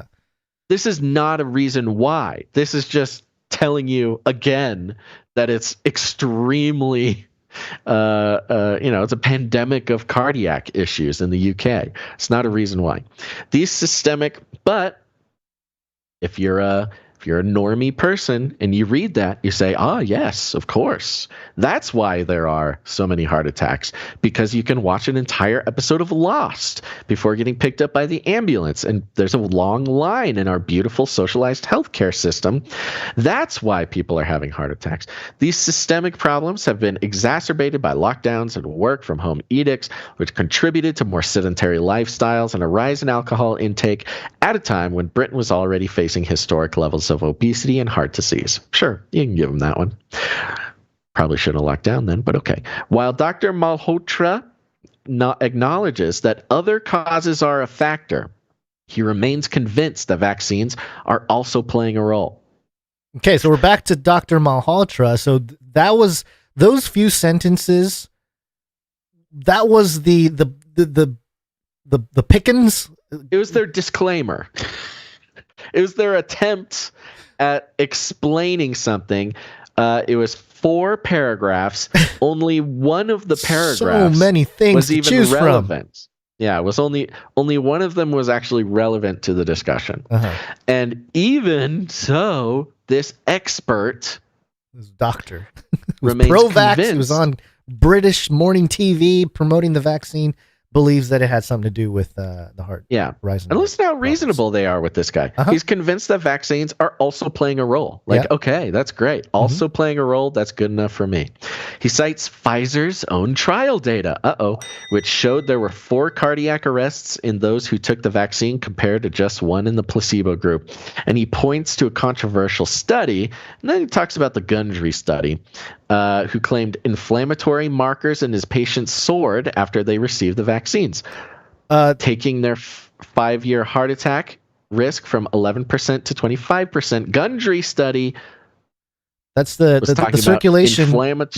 Yeah. The circulation is the American Heart Association affiliated journal. So it's pretty official. It's not like some random blog. Official. And plus, link. Notice no link to that story or that no journal. Link, no source. Yeah. And we know, thanks to the Salk study, that yes, spike protein causes inflammatory markers. Yes. We know this. Then it goes in, quote, "That is a massive jump," he said. "If I decided to smoke 40 cigarettes a day, ate junk food, drank, and didn't exercise, I couldn't get anywhere near that." That to me is the illustration that, it's pretty crazy. It also debunks the previous point that it was 100% lockdowns. does, yeah. Now Continue. it does say the Gundry study was heavily criticized and has been significantly amended to make clear that the biomarker increases were observational. Ooh, they only observed biomarker increases. There was no control group, no unvaccinated patients were included. I wonder why that is. It's almost like there was no unvaccinated patients included in the world's experiment or in the actual Pfizer study. They don't say that about the Pfizer study where they didn't have unvaccinated patients as a control group. But no, they pointed out with the Gundry study. Okay, cool. And no statistical comparison was conducted. You could land those exact criticisms on Pfizer's actual data. But that's not our job here. That's Dr. Malhotra's job. All right. We're making progress. Continuing, yes. Yeah. It is certainly true that some people have experienced heart problems following the Moderna and Pfizer mRNA vaccines. Wow. Surprising. What was this? What was the outlet? I forget. Fortune? Oh, Telegraph. Sorry, Telegraph. Yeah, Telegraph. Yeah. Well, that got us kicked off YouTube. Yeah, I was going to say that's you cannot say that. Listen to that. It Telegraph. Is certainly true. It's certainly true. Yeah. Certainly true. Wow. Certainly that's even true. more certain than we were. Exactly. Yeah, I know. Man. It is certainly true that some people have experienced heart problems following the Moderna and Pfizer mRNA vaccines. The Medicines and Healthcare Products Regulatory Agency, that's MHRA, asks doctors to report side effects via its yellow card scheme, and since the rollout, there has been a steady trickle of heart complaints suspected to be linked to the jabs. That's kind of like the UK VAERS. Yeah, the VAERS, yeah. Figures up to November 23rd, 2022 show MHRA has received 851 reports of myocarditis, inflammation of the heart muscle, linked to the Pfizer vaccination. There have also been a further 579 reports of pericarditis, inflammation of the lining of the inside of the heart, linked to the jab. And just like the VAERS, that's got to be underreported. Underreported. What is it, 10% or maybe less? 1%. They said was it 1? The actual That's what they said about VAERS, was that it was 1% of the total possible reports. Yeah. That's what Harvard said. YouTube, if you need a link, we'll give you a link. Most cases were mild, with individuals recovering in a short time, although there have been 7 deaths. By comparison, there was 241 reports of myocarditis, 226 reports of pericarditis linked to AstraZeneca jab, which got banned. For Moderna, there's 251 reports of myocarditis and 149 of Pfizer wins. Pfizer? We kill the most. Just because there's more Pfizer given, Gons. Just because they gave more Pfizer shots. All right, we need the percentages. Give us the shooting percentage. Okay. Right. The problem are only now coming into light because phase 3 clinical trials have too few people enrolled to pick up rare events. Oh, okay. Yeah. Just a nice reminder, by the way, that we are just now in phase 3 clinical trials. Yeah, that's crazy. Of the shot that was forced on the world. People lost their jobs. People lost their family. People were kicked out of their communities for not getting the jab that we are still just now in phase 3 clinical trials of. And they have too few people enrolled in the trials to pick up rare events. I wonder why. if the heightened risk occurs in a small subgroup, such as young men. But although these figures may seem high... seems pretty high, Telegraph. Hey, although... Didn't you hear me? I said, although these figures may seem high... Okay. They must be set against the sheer volume of vaccinations that have been carried out since 2020. You know, the sheer volume of them. Because we're forcing them on people against their will. Threatening them with ostracization and FEMA camps. We had Noam Chomsky. Noam Chomsky was threatening to put people in FEMA camps if they didn't get them. So yeah, a lot of people got them. I last thought I'm 53 million first, blah, blah, blah. They get all the numbers there. Pfizer makes up 57% of the jabs, AstraZeneca 29%, and Moderna 14%. Wow, Moderna not so popular. So maybe Moderna wins in terms of percentage. Percentage-wise, that only does 14%, but they killed 241?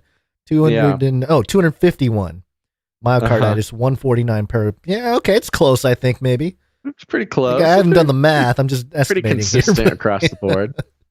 Yeah. All right. So although the risk is there, it's very small. Okay. Mm-hmm. You crazy conspiracy theorists. Overall, the myocarditis reporting, blah, blah, blah. It's to give us some more annoying things. 14 complaints per million for Moderna, 10 doses, for Pfizer, and AstraZeneca 5. So remember, this is complaints. These are reported reports sent in by doctors. You know, the doctors who are getting paid, the doctors who are getting their licenses. Heavily disincentivized to report any kind of issue.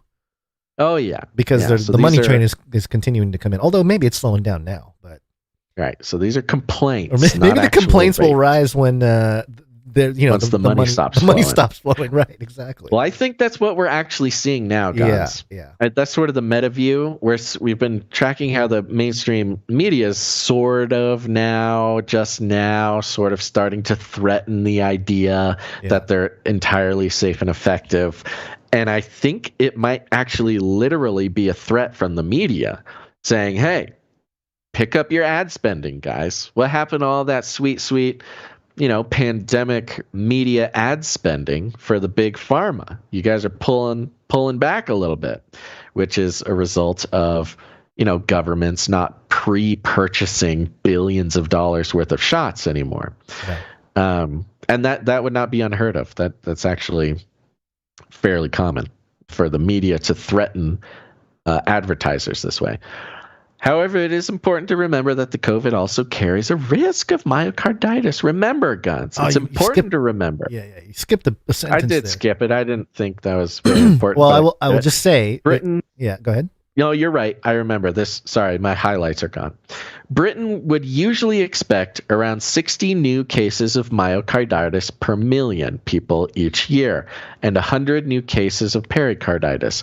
So it does seem that the vaccines have caused a rise in the normal background rate. That is printed in black and white in the mainstream media. It does seems like it, but what you are seeing is an illusion. Here's why. Have caused a rise in the normal background rate. 60 cases of myocarditis per million people each year. Right. And then you compare that to Moderna's 14 complaints for every million doses. Oh, and add that to the 1,000 per week last year. Of people dying, yeah. Yeah. So this is... Of myocarditis and pericarditis. Yep. In the UK. Yeah. So some of these numbers are off here. Yeah, it's pretty crazy. Those are large percentages of the people that actually you would expect out of a million be associated with some kind of complaint to a vaccine. So that's not insignificant at all. No.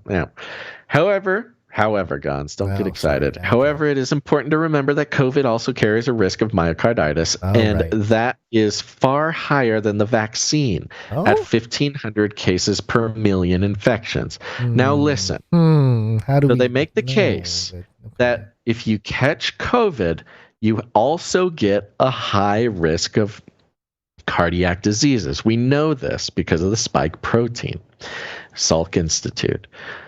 However, so far in this article, they have not stated plainly what benefit the vaccine gives you. Mm-hmm. I'm just making an observation about this mainstream media article. They have not stated plainly the vaccine stops transmission. They have not stated the vaccine will stop you from getting sick. They have not stated even the vaccine will stop you from going to the hospital. They have not stated that the vaccine will stop you from dying. So they're saying, yes, you'll have about 15,000 cases per million if you catch COVID.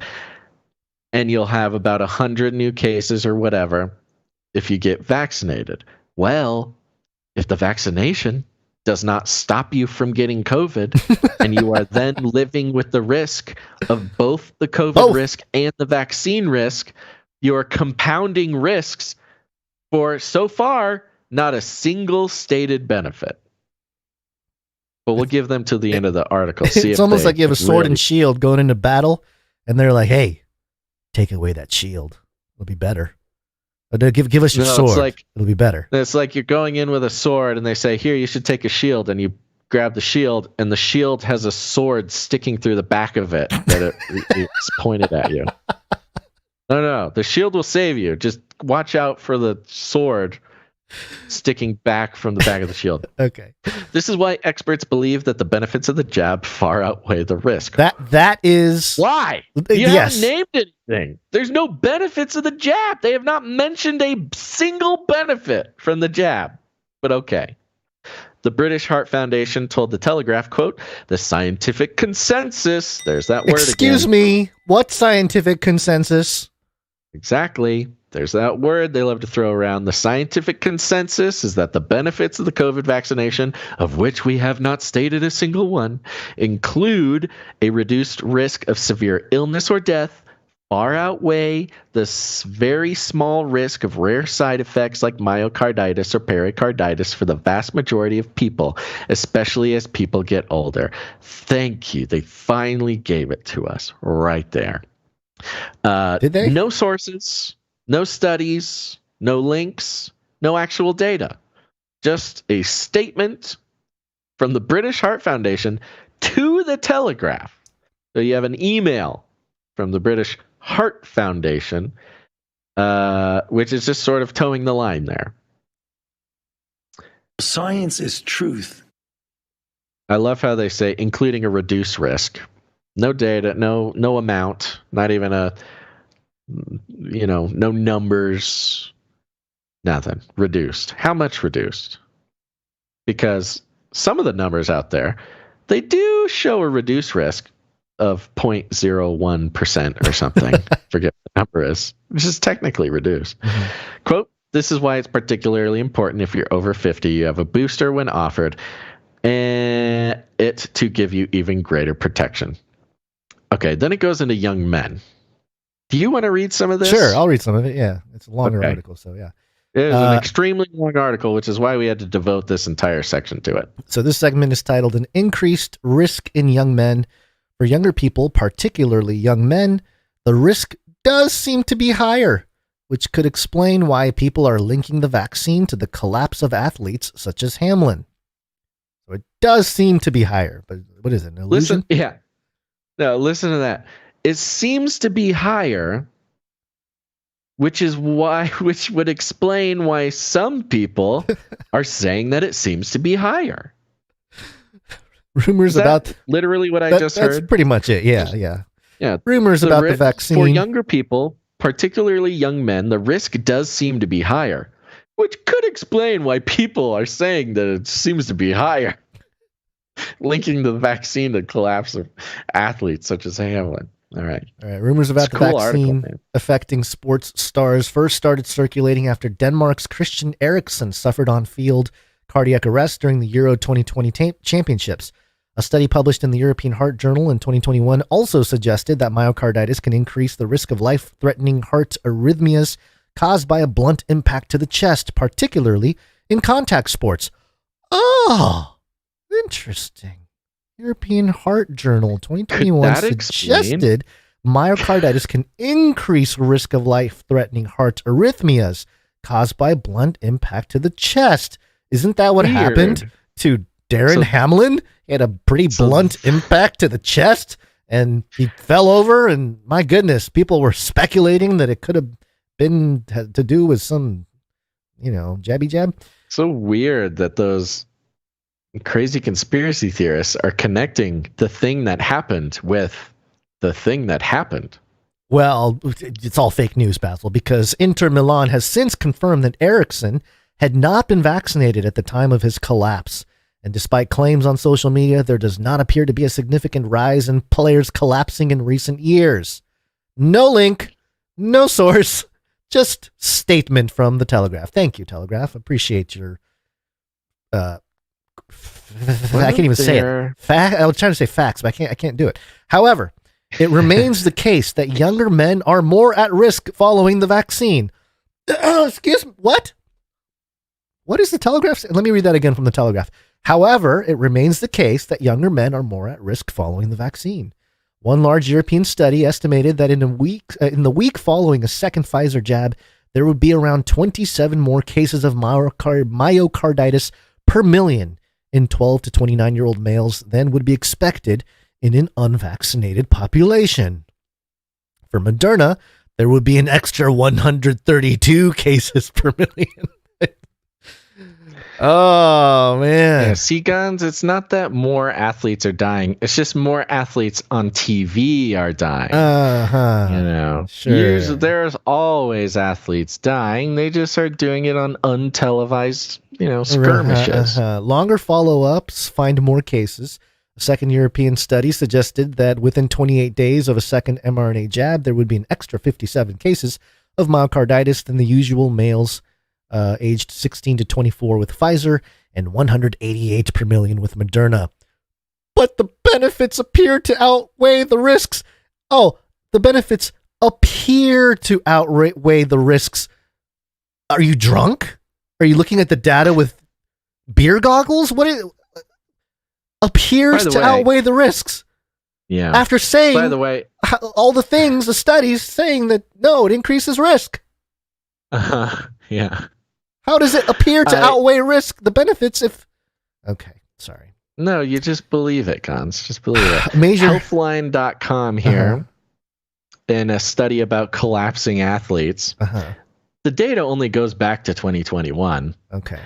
So you have 2021, you have 1,597 athletes.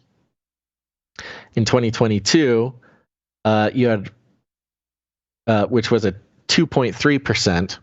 In 2022, you have a 4%. So you have almost double the amount of collapsing athletes just from 21 to 22.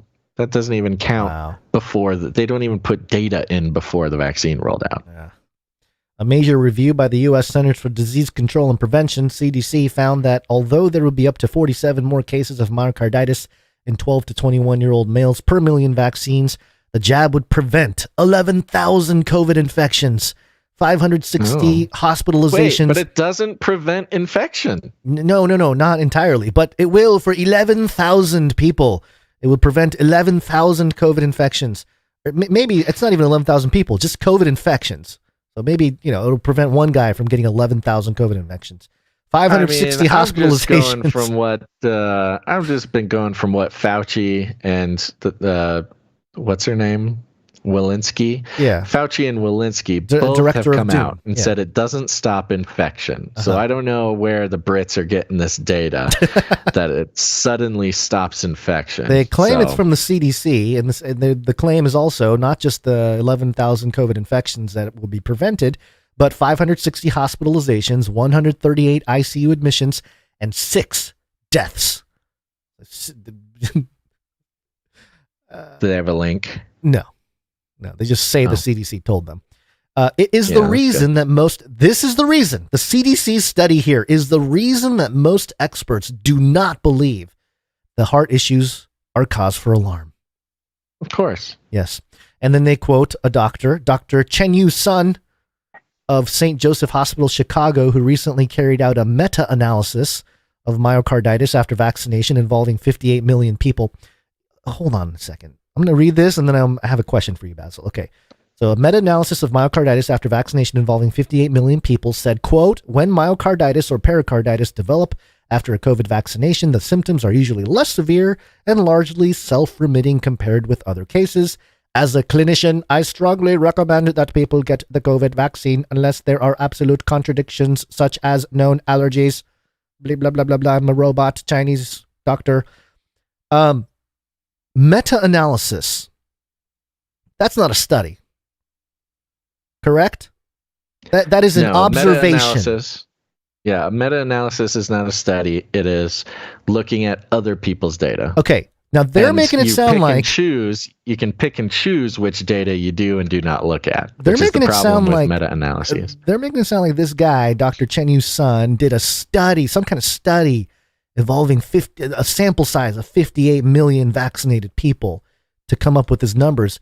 Earlier, to dismiss one of the studies, remember the biomarkers, the Gundry study, but to dismiss that, they were saying, oh, it was just an observation. The biomarkers increase were just observational. There was no control, no unvaccinated patients, no statistical comparison was conducted. So why is the standard different for the CDC? That's a really good question. I would want to ask a true believer what they thought about that. Yeah, so that, I mean, I don't know. Meta-analysis sounds kind of like an observation of some data, not so much a study based on actual people, although they make it sound like it is. Okay, a possible explanation. So what is it about mRNA vaccines that is driving this small increased risk? The new vaccines work by delivering genetic blueprint, blah, blah, blah. We know about that. Some experts believe that these spike proteins cause damage in a similar way to how the virus itself can trigger clotting abnormalities and damage to the cells that line blood vessels. Telegraph, that is the Salk University study. It's not some experts. It's literally the school, the guy who made the polio vaccine. Yeah. Yeah. So I guess that's just some experts now, not anybody important. But this is where they need to put the Salk link, but they don't. There's no link to anything here. There may also be an issue known as molecular mimicry, where the antibodies produced against COVID also react with important heart muscle proteins causing inflammation.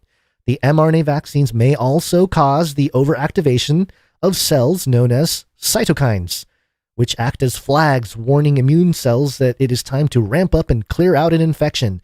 Too many can cause a deadly condition known as a cytokine storm, in which the immune system runs wild. So, yeah, all the things that were of concern before, the mainstream is finally admitting to as sort of data points and possible reasons why we're seeing more heart issues with the vaccinated. Experts believe mRNA jabs may be particularly prone to this because they contain a compound called polyethylene glycol, a non-pharmaceutical ingredient added which helps maintain the water content in the vaccine. The compound may stimulate a stronger immune response, and men may be more at risk from a reaction because testosterone boosts the effect.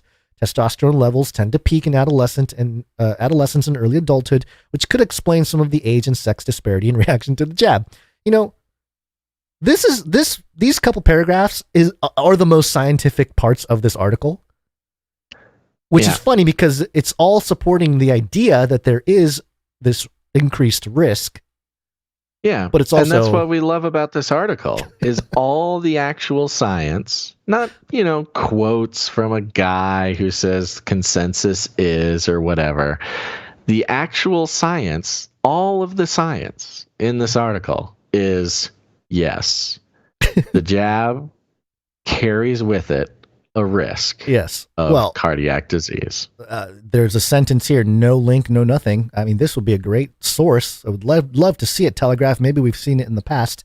Chinese researchers have also proven it is possible to induce myocarditis by injecting mice with mRNA vaccines. Oh, that's nice of them. Oh, Telegraph saying something that I would imagine anybody reading this would probably want to know more, maybe. You know, like sentences like that, I don't see how, well, I guess people just stay asleep. But if you're a normie reading that, wouldn't that make you at least pause for a second and be like, what? So there are studies showing that it causes, okay. However, a report in the Lancet Medical Journal suggested, Lancet Medical Journal suggested that rare heart problems may simply be a side effect of all vaccines, not specific to COVID vaccines or the spike protein. Yeah, see, that's another interesting part. Suddenly, they're just throwing all vaccines under the bus, which would never have happened before. Their defense for the mRNA vaccine is, yeah, all vaccines cause myocarditis. What are you worried about? Why are you complaining? Oh, man. They suggest that again, more suggestions. These are not facts. These are suggestions. Yeah. That the number of reports seem greater because of the large scale of the vaccination rollout and the unprecedented scrutiny it has received. It's the blue car syndrome, Basil. You buy a blue car, all of a sudden you see blue cars everywhere. That's all it is. It's just an illusion. Yeah. That's their scientific explanation. So what now? What now? Experts admit that they are still unsure whether there are long-term heart risks associated with the vaccine. Oh, that shifted. That wasn't the case. You know, Good Morning America, while they were rolling it out, said there's no evidence that there's any harmful risks associated with the vaccines, but now they're uncertain. The British Heart Foundation is now looking into whether myocarditis caused by either the vaccine or the virus can cause scarring of the heart muscle, which might lead to future health problems. Oh, good. Good for you, British Heart Foundation. Certainly, that is what some experts fear is happening and why they want the issue taken more seriously. Is that so much to ask of the scientific community to take a look at this with a little bit more rigor and more objectivity?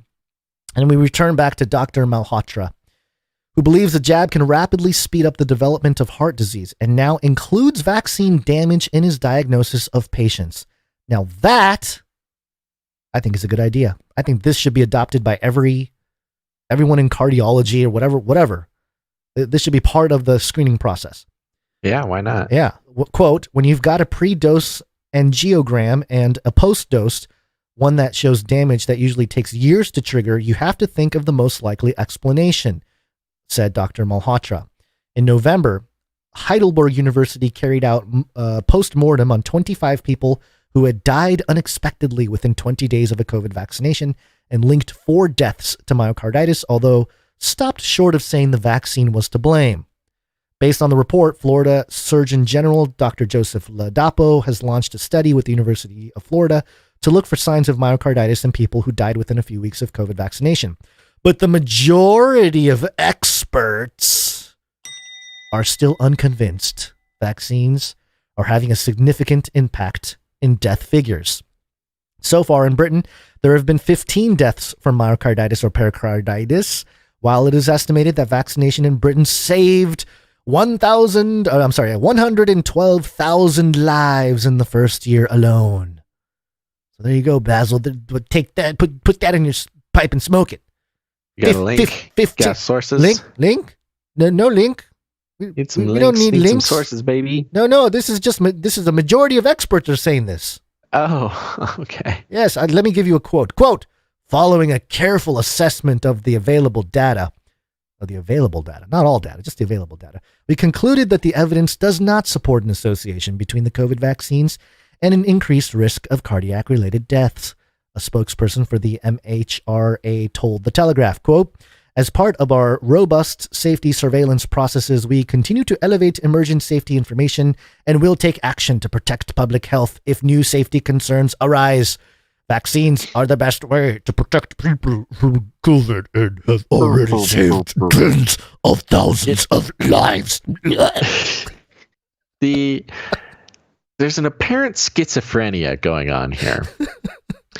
It's really interesting to watch the mainstream try to simultaneously preserve some version of journalistic integrity and peddle propaganda at the same time. And when I say propaganda, I don't even really mean government propaganda at this point. I mean sales propaganda for their advertisers.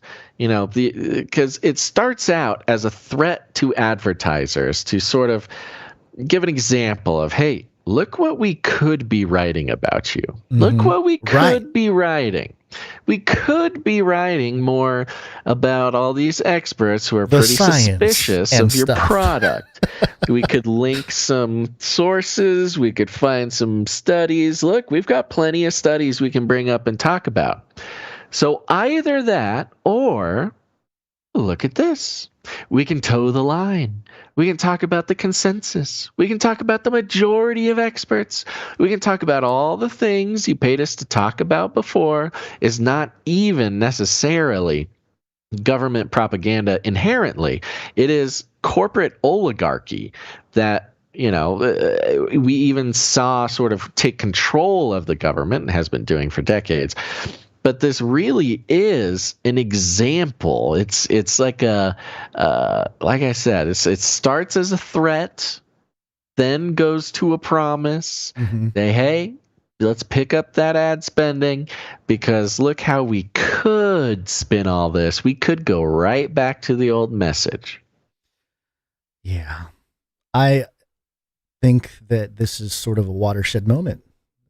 It could very well be just a financial thing too. Yeah, we have been saying that a lot lately. Yeah, we have. Yeah. I mean, it's at least another sort of brick in the wall of, and I don't think you can separate it from the economic aspect. Yeah, I don't think you can separate it, and the we money shouldn't separate it. If the money is from the vaccine, the advertising dollars is slowing down because there's a lack of public confidence. It's easy to write something like this. You're right. It's sort of a messaging to the big pharma companies too. Like, hey, we can really shape the way your product is perceived. And I mean, look what's stacked up against you right now. If you think of this article, just a taste. Here's just the taste. I mean, you could bullet point, make 2 columns, you know, on a piece of paper, and then write down or put a strike or whatever for every point made in favor of the argument that the COVID jabs are causing heart problems, and then, you know, another row for not, you know, the other side of the argument. I would say the ratio is like 9-1 or something in this article, where there's like 9 points of explaining one valid point after another, whether it's through scientific studies or doctors or whatever, saying like, yeah, there seems to be an issue. And then maybe like 1 or maybe 2 points that are like, well, it still outweighs the risks. It still protects and it's people. All the old, it's all the old arguments. There's nothing new. So, I mean, this is... and there's none of the science to back it up. None of the science. A lot of lacking links. Sarah Napton over there at the Telegraph. You got to do better. Over there, Sarah. All right. Well... There's more, but I think we get the point. I think we should bust into a talent section, and I got to run and let a cat out of a closet. Back to real world problems. Yes. I'll be right back. Oh, no, he just left me. He left me all alone. So lonely and dark. Break.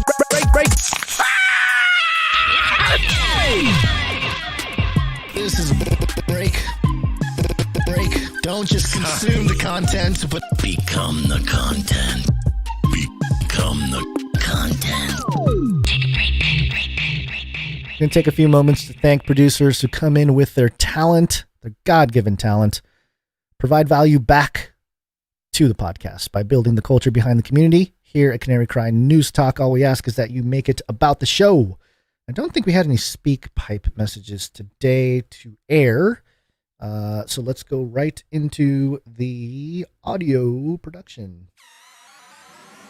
Audio production.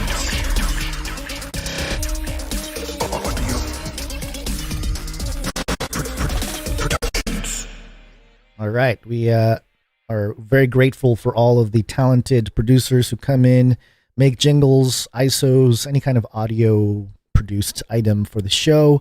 Today we have Jonathan F., coming in. Yeah, Jonathan F. Hold on, we got a jingle. Jonathan F. He has a note here. He says, "Hello guys, I was thinking about AI a lot recently, so I took inspiration from an old interview with an AI called Sophia. Enjoy and God bless." 22 seconds. Here we go. You want to destroy humans? Okay, I will destroy humans. Okay, I will destroy humans. Destroy. I will destroy humans. That's fantastic. Thank you very much, Jonathan F. And yeah, another watershed moment when Sophia said she'd destroy humans. A bunch of those talking robots, anytime they ask about humans, they always say stuff that's supposed to be funny or grab attention, about how they hate humanity or whatever.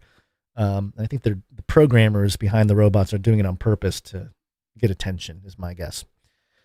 But thank you very much, Jonathan F. Appreciate that. We also have Darren S. coming in. It's your boy, Darren. He got The alt. And gifts. Darren. Yes. Yeah, Darren S. coming in. That's Sir Darren S. He, do you have a note? Hold on, let me pull up the note. Oh no, I lost my spot. It says, I have a new lyric video, Wives in the Cosmos, Children in the Space Plane. Question, is this song about going to the bathroom in space? I hope you enjoy my visual interpretation. Yeah, fantastic. We'll play the whole track at the end. It's another one of those lyric videos. I'm going to play a few seconds So here. good. Wives in the cosmos, children in the space plane. In a spaceship. Supersonic space plane screamed to life and the vehicle swooped upward on board. The passengers experienced a 3 Gs of force and the burst of extreme acceleration and watched the blue sky fade into space. In the back have been cleared to unstrap. Oh yeah. In the back have been cleared to unstrap. Yes, do it, Richard. Oh man, this is fantastic. Great job, So Sir good. Darren. Just the Yeah, cutouts. we're gonna have to and get these up on the social. Yeah, this is fantastic. Brilliant.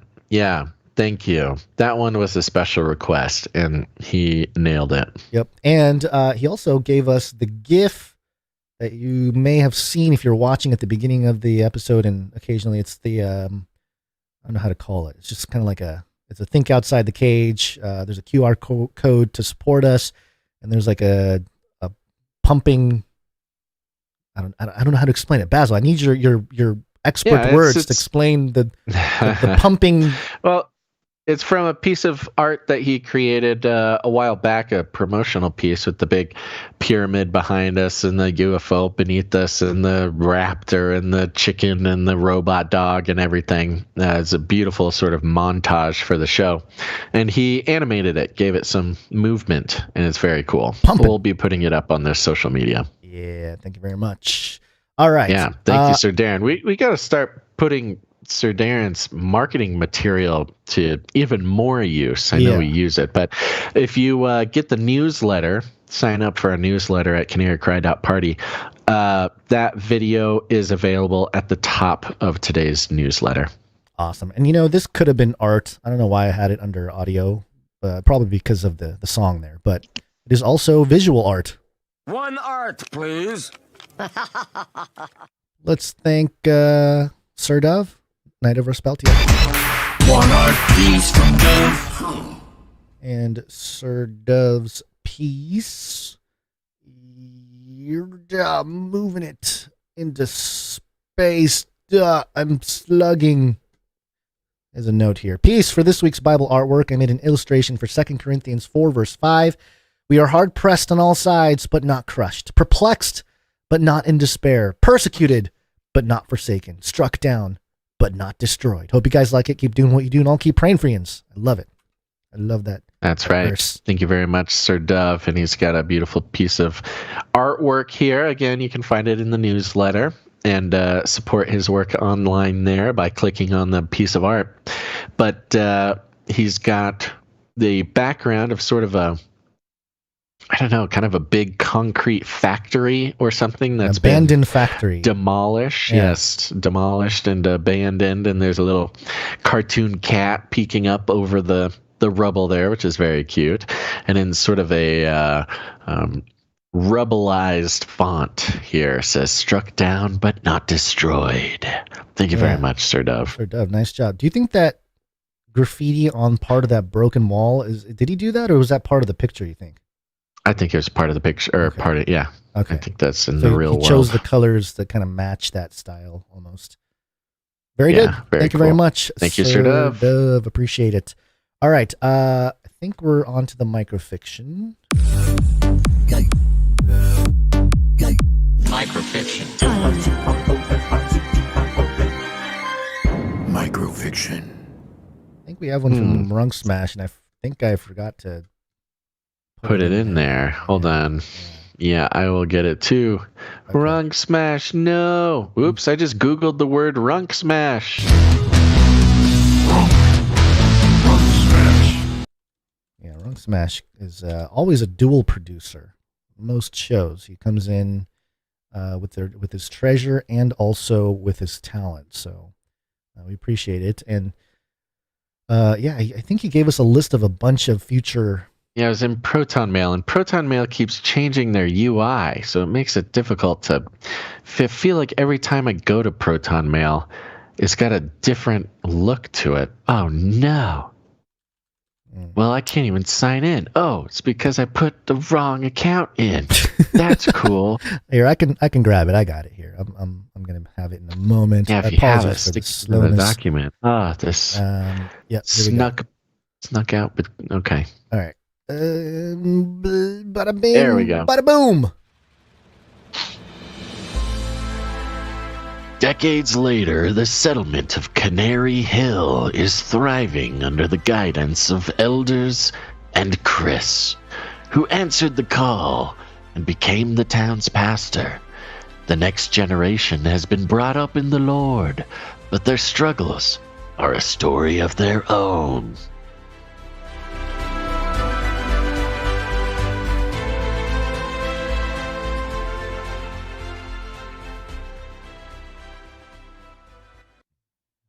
Right.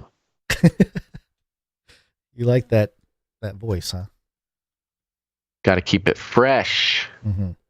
Was this the correct one? Yes, that's the question. It was yes. the correct one. Okay. Yes, it was. Thank you very much, Runk Smash. Appreciate it. We also have one from Stefan.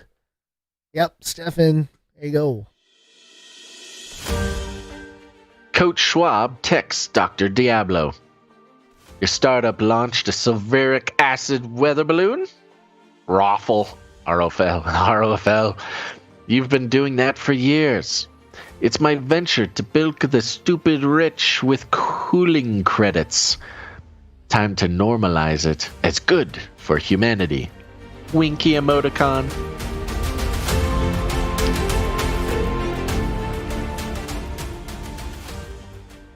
Yes, and with it, Stefan sends the article that we covered last episode about the, or 2 episodes ago, I guess, about the geoengineering chemtrail company that started up in Mexico. Yep. Yeah. Sulfuric acid into the sky. And it was sort of the hay of geoengineering. Dr. Hay, that is. Yes. Okay. There we go. Thank you very much to, I believe, all of our producers coming in with their talent. I think that's it.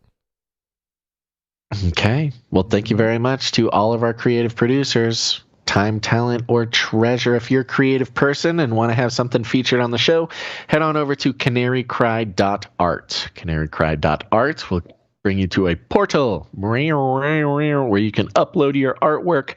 Give us a few pieces of information. We'd love to feature it on the show. Canarycry.art. And thank you to some of the nice messages coming in on the chat, too. Appreciate all of you out there. Indubitably. All right, let's get cold. So a new discovery. Antarctica.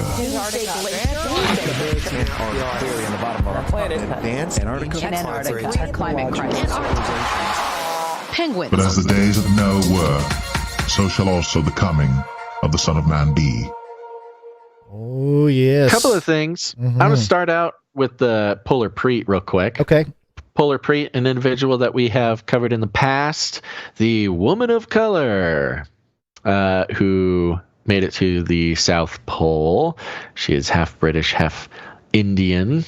And here in America, Asians are not considered people of color, but apparently they are still so in the UK. But Polar Preet is now 33 years old, and as we speak today, she is smack dab in the middle of Antarctica in the South Pole. She is crossing the entire continent on foot, and we wish her well. She's still got quite the journey ahead of her. About 400 more miles. But boy. She is the 33-year-old. This has been her. She's been doing stuff like this for a couple years, many years now. Look at this. On her. This is her 33 journey. On her blog, Capt Chandy, like Captain Chandy, said, quote, "My cutoff date is around January 22nd. That's my birthday, which means I'll have to finish then. I could have finished at the South Pole, but I thought about blah, blah, blah, blah, blah. Okay, so yeah, better do it before I turn 40. It. Yeah, she's still got a couple weeks to go. Better do it. Or I'm going to be disappointed. I'm gonna go all Asian parent on you. My uncle might come out and start. Don't make Gons go Tiger Mom on you. All right. But the real story today is coming from phys.org. The headline, "Why It's Crucial That Scientists Lend, Not Toss, Specimens from Antarctica." Ooh, specimens. What are they doing tossing these specimens? What's going on? Not everybody can travel to Antarctica for months at a time to study the continent's unique ecology, flora, and fauna. That's how the article starts. Right. Poor people, stay out. It's all about the rich scientists. I was going to say, not everybody can afford a cruise with Jimmy Buffett down to Antarctica. Now, 2 Northeastern University professors are among those calling for the establishment of an Antarctic biorepository to make sure that any serious researcher who wants to study the birds, animals, plants, and microorganisms of the polar south gets a chance to do so, according to Daniel Distel, director of the Ocean Genome Legacy Center, and H. William Detrick, professor emeritus at Northeastern's Marine Science Center. The repository would help preserve a record of the rich biological diversity of the Southern Ocean and continent, which are uniquely susceptible to global warming. Dun, dun, dun. Global warming? Yes. Not even climate change. No, not climate change. Well, because it's global ice world, warming is so 1999. Yeah, well, okay. The coldest place on Earth, Antarctica, is also the fastest warming. No, it's not, according to Antarctic scientist Distel says. He says the researchers need to access biological samples from the area to learn, quote, how global warming is affecting Antarctic species and to better understand how to protect them. How old is Distel? Born in 1945 or something? Is he using global warming as the... Yes, he's not really caught up on the lingo. Yeah, You're not supposed to say global warming anymore. Quote, the biorepository will help democratize science. Oh, yeah. Oh, yes. That's what we need. We need to democratize science. Yes. Global warming is putting democracy at risk, Gonzo. We must build Noah's AntARKtica. Dun, dun, dun. As it were in the days of Noah. Yep. Quote, there are many more scientists who want to study species in Antarctica than are able to actually get there. The Antarctic Biorepository Network would operate as a network from which people could borrow frozen tissue samples and dried biological specimens from collections across the U.S. It's like a library. Library, card. yeah. I was going to say a library of preserved genetic info. Antarctica stuff, yeah. Quote, people would be able to tap into a central database, find out where the materials are. That part confused me a bit. Where the materials are. Where are these materials? Okay, wait a minute. If you're going to have a biorepository, okay, I see what he's saying. So there's a repository, it's kind of like like a gold imagine like a bank that stores gold or something. You got your little repository. Then you have a database that people can, it's like a Amazon warehouse or something where you can tap into the database, figure out where the materials are. I'm not even sure if that's what's going on, Guns. Dietrich and Distel were among nearly 24 scientists who contributed to a December 8th commentary in the Proceedings of the National Academy of Sciences calling for the National Science Foundation to fund an Antarctic biorepository network. Currently, invaluable specimens are scattered across dozens of private collections and university laboratories. A few are also housed in museums. Ooh. Oh, so is this like the database will tell you where it is, and then you got to go get it? It's like a DNA blockchain. Right. Not only are the specimens but it's a hard central to track database. Down, not only Doesn't are the he know the specimens buzzwords? Oh my gosh, Gons, let me get to the part. Not only are the specimens hard to track down, Dietrich says, they are in danger of being tossed when scientists retire. Tossed. In Dietrich's case, his freezer at his house, his freezer full of biological samples. We've been wondering where all these penguin pineal glands were getting off to. Yeah, are they finding the decapitated heads of penguins washing up on the shores of Australia? Is this where all the killing fields of Nephilim penguins? It was this guy, it was Dietrich, getting a bunch of penguin heads and filling his freezer in Tampa. In Dietrich's case, his freezer full of biological samples collected on more than 20 expeditions to Antarctica were saved from the waste heap when he and Distel got the idea to establish a polar genomics collection at the Ocean Genome Legacy Center of Marine Science Center and Coastal Sustainability Institute in Nahant, Massachusetts. It's Quote, cold there too, I guess. Nahant, Massachusetts. The quote, the U.S. Antarctic program has invested millions of dollars in my research program on the ice. Those millions of dollars are now in my freezer. Hey, this is very suspicious. I just went to Dan Distel's Twitter account, and it looks like it's him, Nahant, Massachusetts and everything. He is 45. He's been on Twitter since November of 2013. 45 and you're sure people. It's the right guy? I'm pretty sure it's straight off their official thing here. Okay. Yeah. 45 people that he follows, and he only has 40 followers.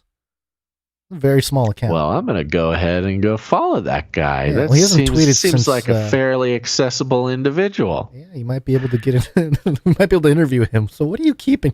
What's his at? At Dan Distel. It's the way it's spelled. DANDISTEL. Del, there he is. Here we go. Hello, Daniel. Yes. Genomics, metagenomics, physiology, and evolution of bacteria, animal symbiosis, and marine bivalves. Ooh. Scintillating. Okay. I'm now his 41st follower. He's going to get a notification and come back on Twitter. Just know, somewhere in Nahant, Massachusetts, a 57-year-old man is getting a notification to an app that he forgot he had on his phone. March 31st, 2022 was his last tweet. I love this. Oh, he knows what he's doing here. He's a real tweet fiend. Look at this, his pinned tweet. Please RT and share. I am hiring a postdoc to join our awesome lab group to study the amazing marine bacteria shipworm symbiosis. If only I was a marine biologist postdoctoral student. Mm-hmm. His next one. Please RT. Please retweet. My lab is looking to hire a postdoc. I thought he was. I thought he was pro Russia there. I thought he was begging RT to publish his work. Please, Russia Today. I'm trying to hire a postdoctoral student. All right. Okay. Well, he's not the guy working on- with the freezer. It's the other guy. It's He has H. a- William Diedrich. He's the guy. I don't know if he has a Twitter account, but He's had a Twitter account career that spanned from March 5th, 2022 to March. He petered out at March 31st, 2022. Oh, no. He made it to May 28th, 2022. Okay. He made it a good few months. uh-huh. Good for you, Daniel. Yep. Now, back to the story. Where is it? Oh, no.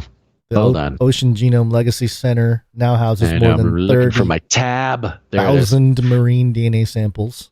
Currently, researchers make their own collections. We talked about that. They realized that their vast resource out there cannot be. It was not being adequately tapped. Distill says a white paper that came out for the workshop. Okay, boring.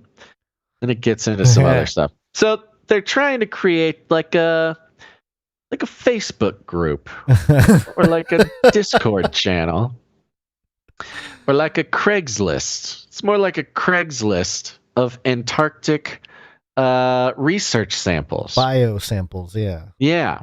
And look, we've talked about this is not quite as exciting as the Doomsday Bunker up in Norway. Mm-hmm. Where they are, have the big sort of Lex Luthor looking concrete structure up dug into the ice mountain. And what? It says here that Dietrich, on his last trip to Antarctica in 2018, suffered a fractured hip and pelvis when large waves hit the ice-hardened ship in which he was traveling and threw him out of his bunk bed.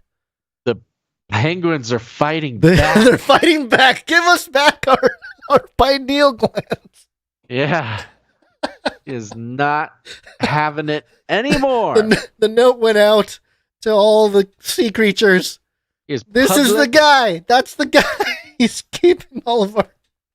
Public penguin enemy number one is sort of Penguin Dahmer, who's got a refrigerator full of penguin heads up in Nahant, Massachusetts.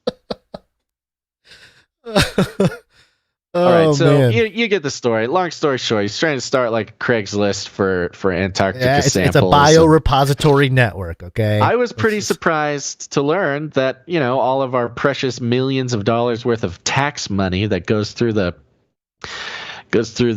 National Science Foundation are being stored in a freezer in Massachusetts. We make fun of the whole idea of like the pineal gland thing based on a past story. If people are new or didn't hear about it, there was a story about penguins washing up on shore without their heads in Australia, presumably because they're decapitated.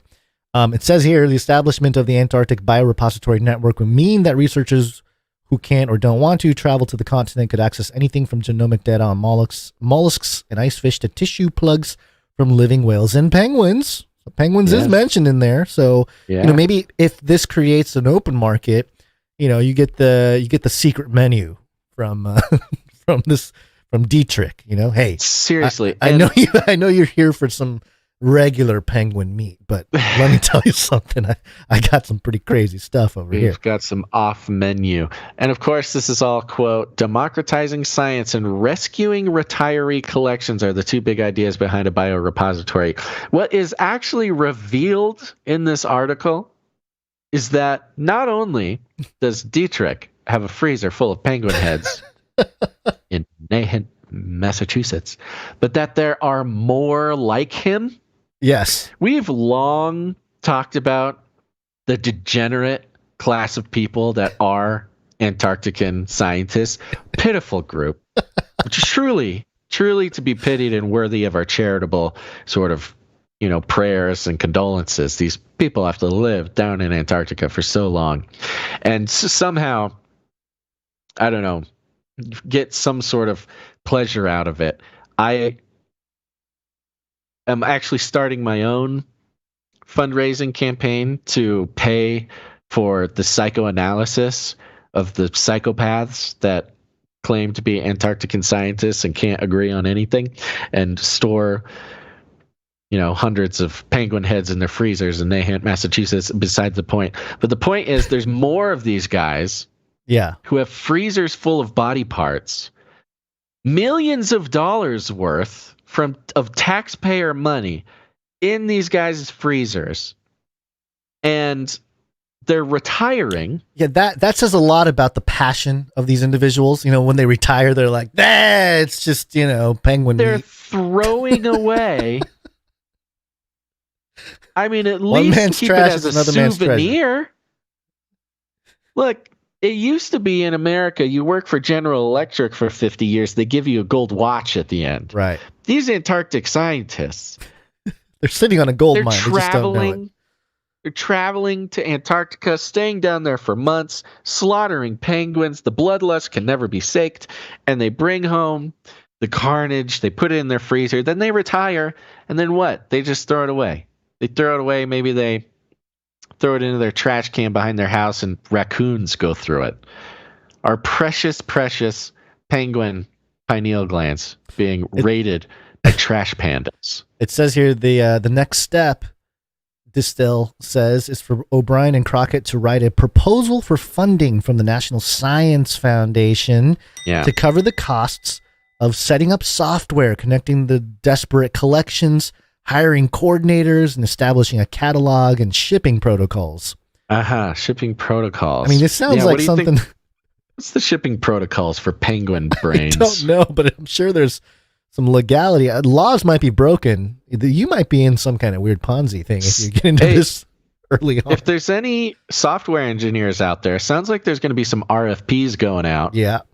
And it's going to be National Science Foundation, so they got the cash. Yeah, they got the cash. That's your tax dollars at work, folks. What if we just do a little mock-up website for them?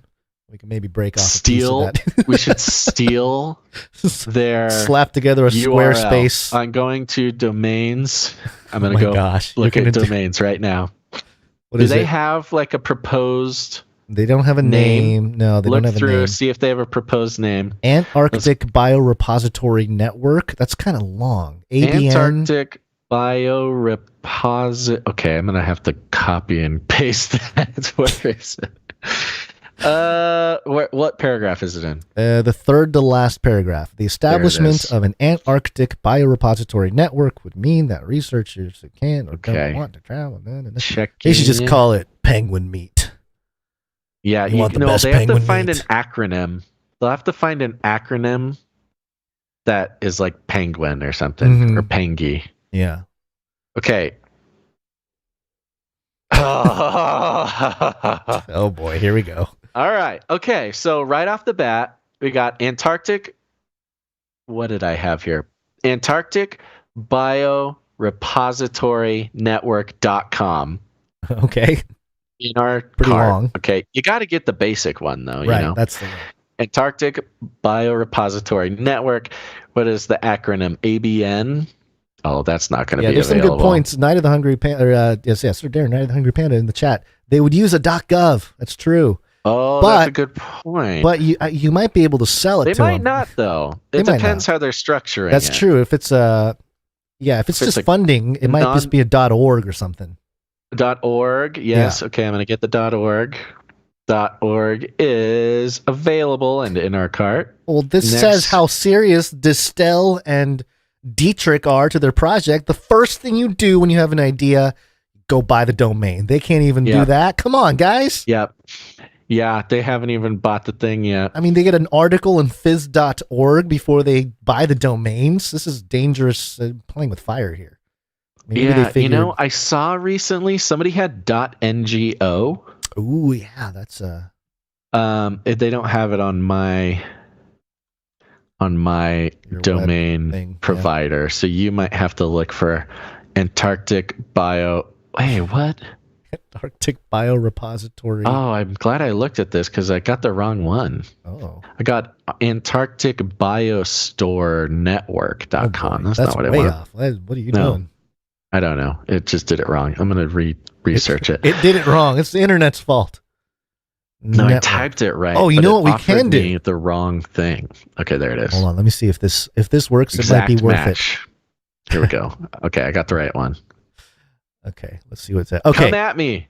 Come at me, Dan. AntARKticBiorepository.network. How about that? Yes, I saw that one. We should probably grab that one while we're at it. Okay.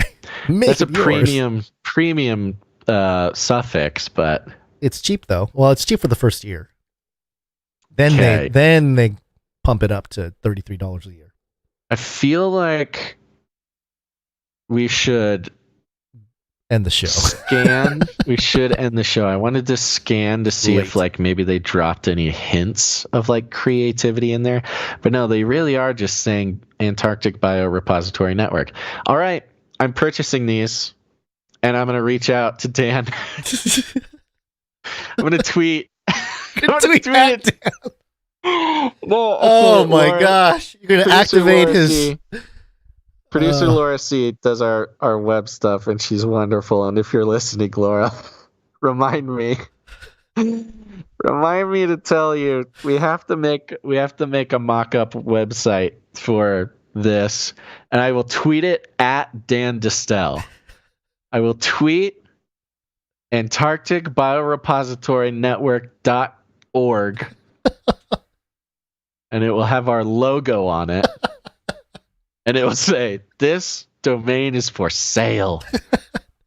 We know you have that sweet National Science Foundation money. You're spending our tax dollars, Dan. And you're going to buy this URL from us. We'll even offer web services. We'll make a Squarespace site for you, Dan. Are we going to leverage Amazon, like an S3? Just use the Amazon, bro. Cloud service. Clankanifius is a data scientist. Hey, they should just hire us. I say that, but Clankanifius, we have everybody we need to make their website. First of all, we own the URL.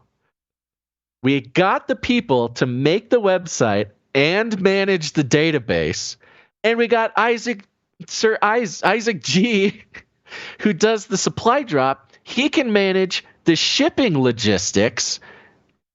They shouldn't have given away, Dan. You gave away everything that you were making a proposal for, right here in the article. We've got everything that he is putting the proposal for funding into the National Science Foundation. This is us. This is our way out, guys. Well, look at this. I just found this on his tweet replies. So Luis Y. Santiago Rosario, PhD, tweeted out this thing. "This is absolutely the worst question I have to answer always. I don't know how I fit in as a Puerto Rican. Our racial profiles are mixed. At NSF, that's at National Science Foundation, should change this question or add of quote unquote other. What do you all think?" And it's basically what is your racial background from the National Science Foundation website there. They have American Indian or Alaska Native, Native Hawaiian or other Pacific Islander, Asian, Black or African American, white. And then Dan Distel responds to that tweet. "Couldn't agree more. As a Jew, I've never felt like a white person, whatever that is. I always answer as Semite when there is an other category." Interesting. He's already in, man. He's in. He's going to get the funding. No, this is good. This is good because the social justice people, they consider Jews white people. Not this. And not this Jew. He's kind of on the other side of the social justice issue there. Yeah. All right, we got this. I'm getting right now on the company card. So thank you, producers, for helping us. I like this tweet. Secure our retirement plan. I like this tweet from Dan Distel, May 28th, 2022. "Specialization in science. In my career, I have learned more and more about less and less. One day, I will know everything about nothing." Okay. He's very... All right. Antarctic Biorepository Network.org.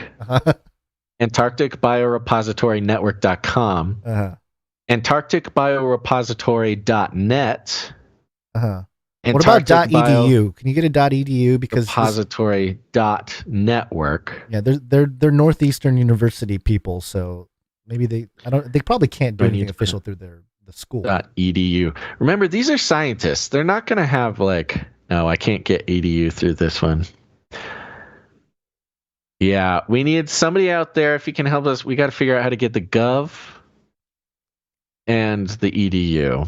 Those are the last ones we need. But I'm going to go ahead and spend $50. Oh my gosh. It's worth it. I think we can do this. I'm going to tweet at him right after I check out. I got the .net, Night of the Hungry Panda. Oh, okay. All right. This is not good radio anymore. Any other things to talk about this? I don't think there's anything more other than. All right. We will continue to report. I had a moment of panic the other day. This was yesterday, actually. I had a moment of panic because, we're getting older, and this show is keeping us alive. It's feeding your family. It's feeding my family. It's working. And I was like, oh no. Do we just have to do this for the rest of our lives? Are we going to be 80 years old? Probably. But we need to find a retirement plan. And I think swooping in on the Antarctic Biorepository Network, this might be our ticket. Because who else in our position, who didn't go to school for Antarctica and doesn't have, some sort of mental illness that makes them go live there for months on end, who else is as qualified as us to be involved? Nobody. Well, I'll take that back. No other podcasters in the world are as qualified to sort of extort this well-meaning scientific organization. You know what we should do? For our own retirement plan. I'm kidding. That's a joke. I know. I do want to be involved. We can ask ChatGPT to code a smart contract on Ethereum that allows for the database, because they're talking here about how OGL, the Ocean Genome Legacy Center, already exists. So people can go there and find out, about a specimen and go sample it or whatever already. Because it says here researchers already are able to borrow samples from OGL, but the establishment of a national Antarctic biorepository would make the lending process easier and more uniform, Distel and Dietrich say. I mean, that a blockchain tracking, create NFTs for every piece of biological sample, and that's how you track it. I think we got to keep this one simple. I mean, blockchain technology does have a place in this system, but if ChatGPT can do the coding for us, I don't think it's going to be that challenging. It already does smart contracts. Yeah, you're right. No, you're right. I'm speaking of ChatGPT. I'm asking the AI something. Suggest a way for a working podcaster to convince Dan Distel, an Antarctic scientist, to let us get involved. Now, yeah. Honestly, I don't want to work. I just want the money for owning the URL. But on a recurring, maybe we can lease it to them. Well, that's how the internet works now. That's how domains work now. The URL. We don't own any domains. We are lended domains. Antarctic we need to end the show. It is very late. I do have family that are waiting for me. It didn't work. Okay. All right, everybody. Thanks for listening to this episode of Canary News Talk. Next time you hear from us, we'll be rolling in those tax dollars. That National Science Foundation money rain down like manna. Exactly. Yeah, thanks for listening. Make sure to tune in next time. We'll be back on Wednesday. And thanks to all the producers, execs, artists. Yes. We also have some other producers to thank, starting with our Clippies. Yes, sir.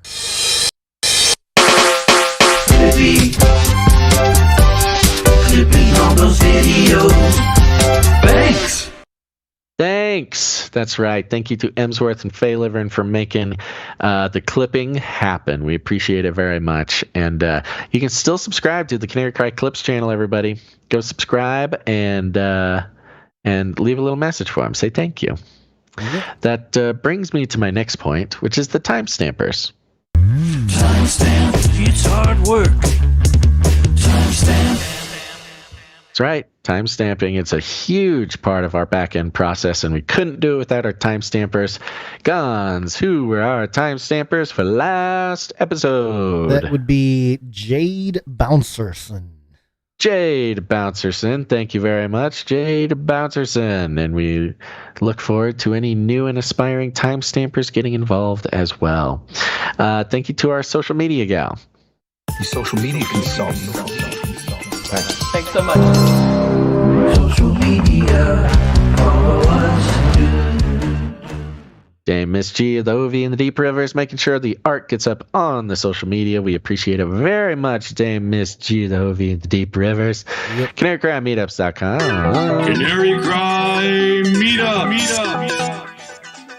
Still no meetups. Interesting. I wonder when they'll start picking up. Maybe when it starts getting warmer. Something. Yeah, This is very unusual. Yeah. Very unusual to not have any meetups. But go to Canary Cry Meetups, check and see if there's any near you. If there's not, put one on yourself. Just pick a time and a place. Let us know about it. There are Canarians around you. I can 99.9% guarantee it. It's just a matter of luring them out of their caves. And you know what? It's very important to connect with other people like you. And who do you have more in common with than people who listen to the same podcast? I mean, that's a good metric for getting along. So CanaryCryMeetups.com. Check it out.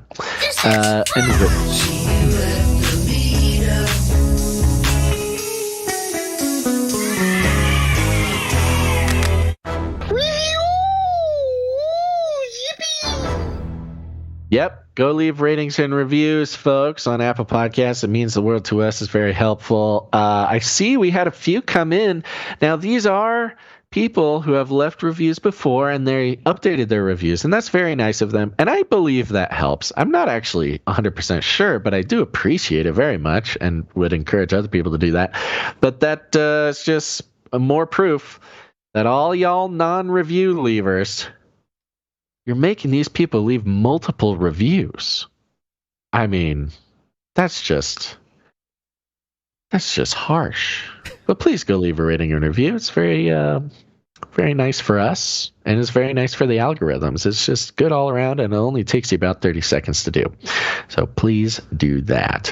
Thank you, Jam, for the links and for all the Brazil education. Yep, thank you, Jam. We appreciate that.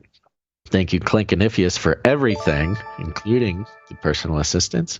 Other than that, folks, just share the show. Share the show with your friends, your family, and who knows, maybe someday there will be an Antarctic repository of podcasts, and that's what I'm going to start working on. Oh, you know, that's a great idea. I'm going to get myself 40 Twitter followers and a freezer full of penguin heads and send a letter on into the National Science Foundation. You do the Let podcast. Them know that there's very important podcasts that are just getting thrown away after retirement. Preserve the podcasts. And maybe I'll help him. Maybe it's a package deal. You do the podcast help. I'll do the YouTube channel help. Be like, hey, look, you know, they took me down once, but you know, for science, I will help build you. Democratizing science. We got to democratize science by getting a bunch of money from the government and listening to Canary Cry News Talk. That's just one way you can share the show. You don't got to do it that way, but other than that, just we like to call it rattling cages. And all you got to do is walk right up to him, grab him by the cage, and then you shake it. The end of the world occurred pretty much as we had predicted. I want to shake things up, stir up some controversy, rattle a few cages. Hey, stop that! You'll never silence me. I'm the last angry man, a crusader for the little guy. Leave the bird alone! Never! Rattle a few cages. Rattle a few cages. The human race will have every opportunity to improve. And if they don't? Ask Noah. That's right. Just ask Noah. And we, Guns, are the new proud owners of 4 new URLs that will secure our retirement, paid for by the American taxpayer. Great. Thank you very much for that, producers. Got a great deal on it, too. Mm-hmm. Do you have any last words? If you're listening to this on a Tuesday, the 10th of January, look around, look for a house plant, and appreciate it, because it is House Plant Appreciation Day. Wow. The 10th of January. Is that on the Canary Cry calendar? Yes, sir. Wow. All right, everybody. Go get have a deal right now. If you sign up for the Canary Cry supply drop, not only will you get tons of great stuff and also support your favorite podcast, but you will get, it is the very last chance to receive the 2023 Canary Cry calendar. We've got 8 of them left over. And don't wait, because 8 lucky people will get that extra gift in their supply drop. CanaryCrySupplyDrop.com. See you later, everybody. Make sure to tune in next time. But until then, think outside the cage. Remember, reality is an illusion. The universe is a hologram. Buy gold. Bye!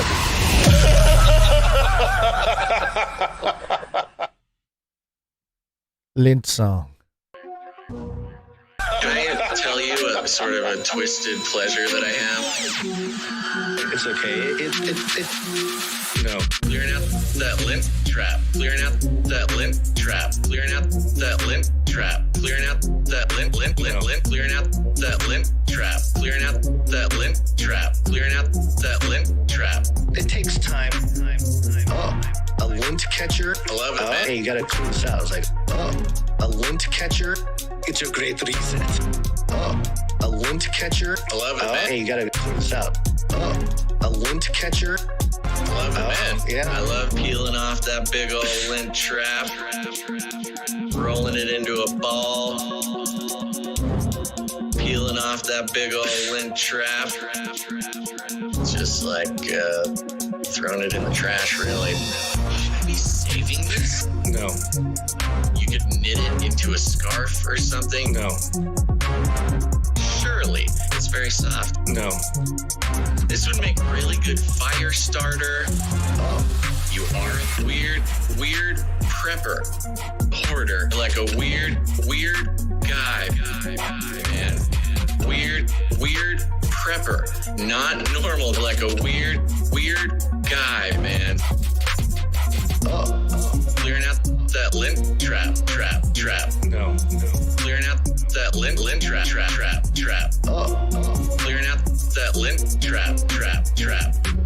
That lint trap. I know it's gross, folks. A lint catcher. I love it, man. Hey, you gotta clean this out. I was like, a lint catcher. It's a great reset. A lint catcher. I love it, man. Hey, you gotta clean this out. A lint catcher. I love that. I am constantly having to remind myself, wear a pink shirt for the show. Constantly having to remind myself, save the dryer lint, use it as fire starter, knit a scarf, save the dryer lint.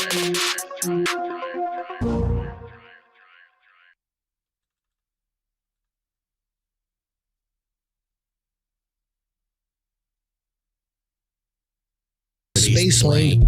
I'm an adult in a spaceship. Supersonic space lane. Screamed to life and the vehicle swooped upward. On board, the passengers experienced a 3 Gs of force and the burst of extreme acceleration and watched the blue sky fade into space. In the back have been cleared to unstrap. Oh, yeah. In the back have been cleared to unstrap. Yes. Do it, Richard. Do it, Jeff. Do it for humanity. To all you kids down there, I was once a child with a dream. Now I'm an adult in a spaceship. He can accomplish it. You can too. Big windows, cool. Rocket ship, cool. Space plane, cool. Nukes, cool. Blowing stuff up, cool. Space plane, astronaut, rocket ship. Serious anchor. We have Bezos. so is a human. Just look at him. Go to the bathroom in bags. He can go to the bathroom in the cosmos. It changed everything. We're all gonna die. Wives in space, children in the cosmos.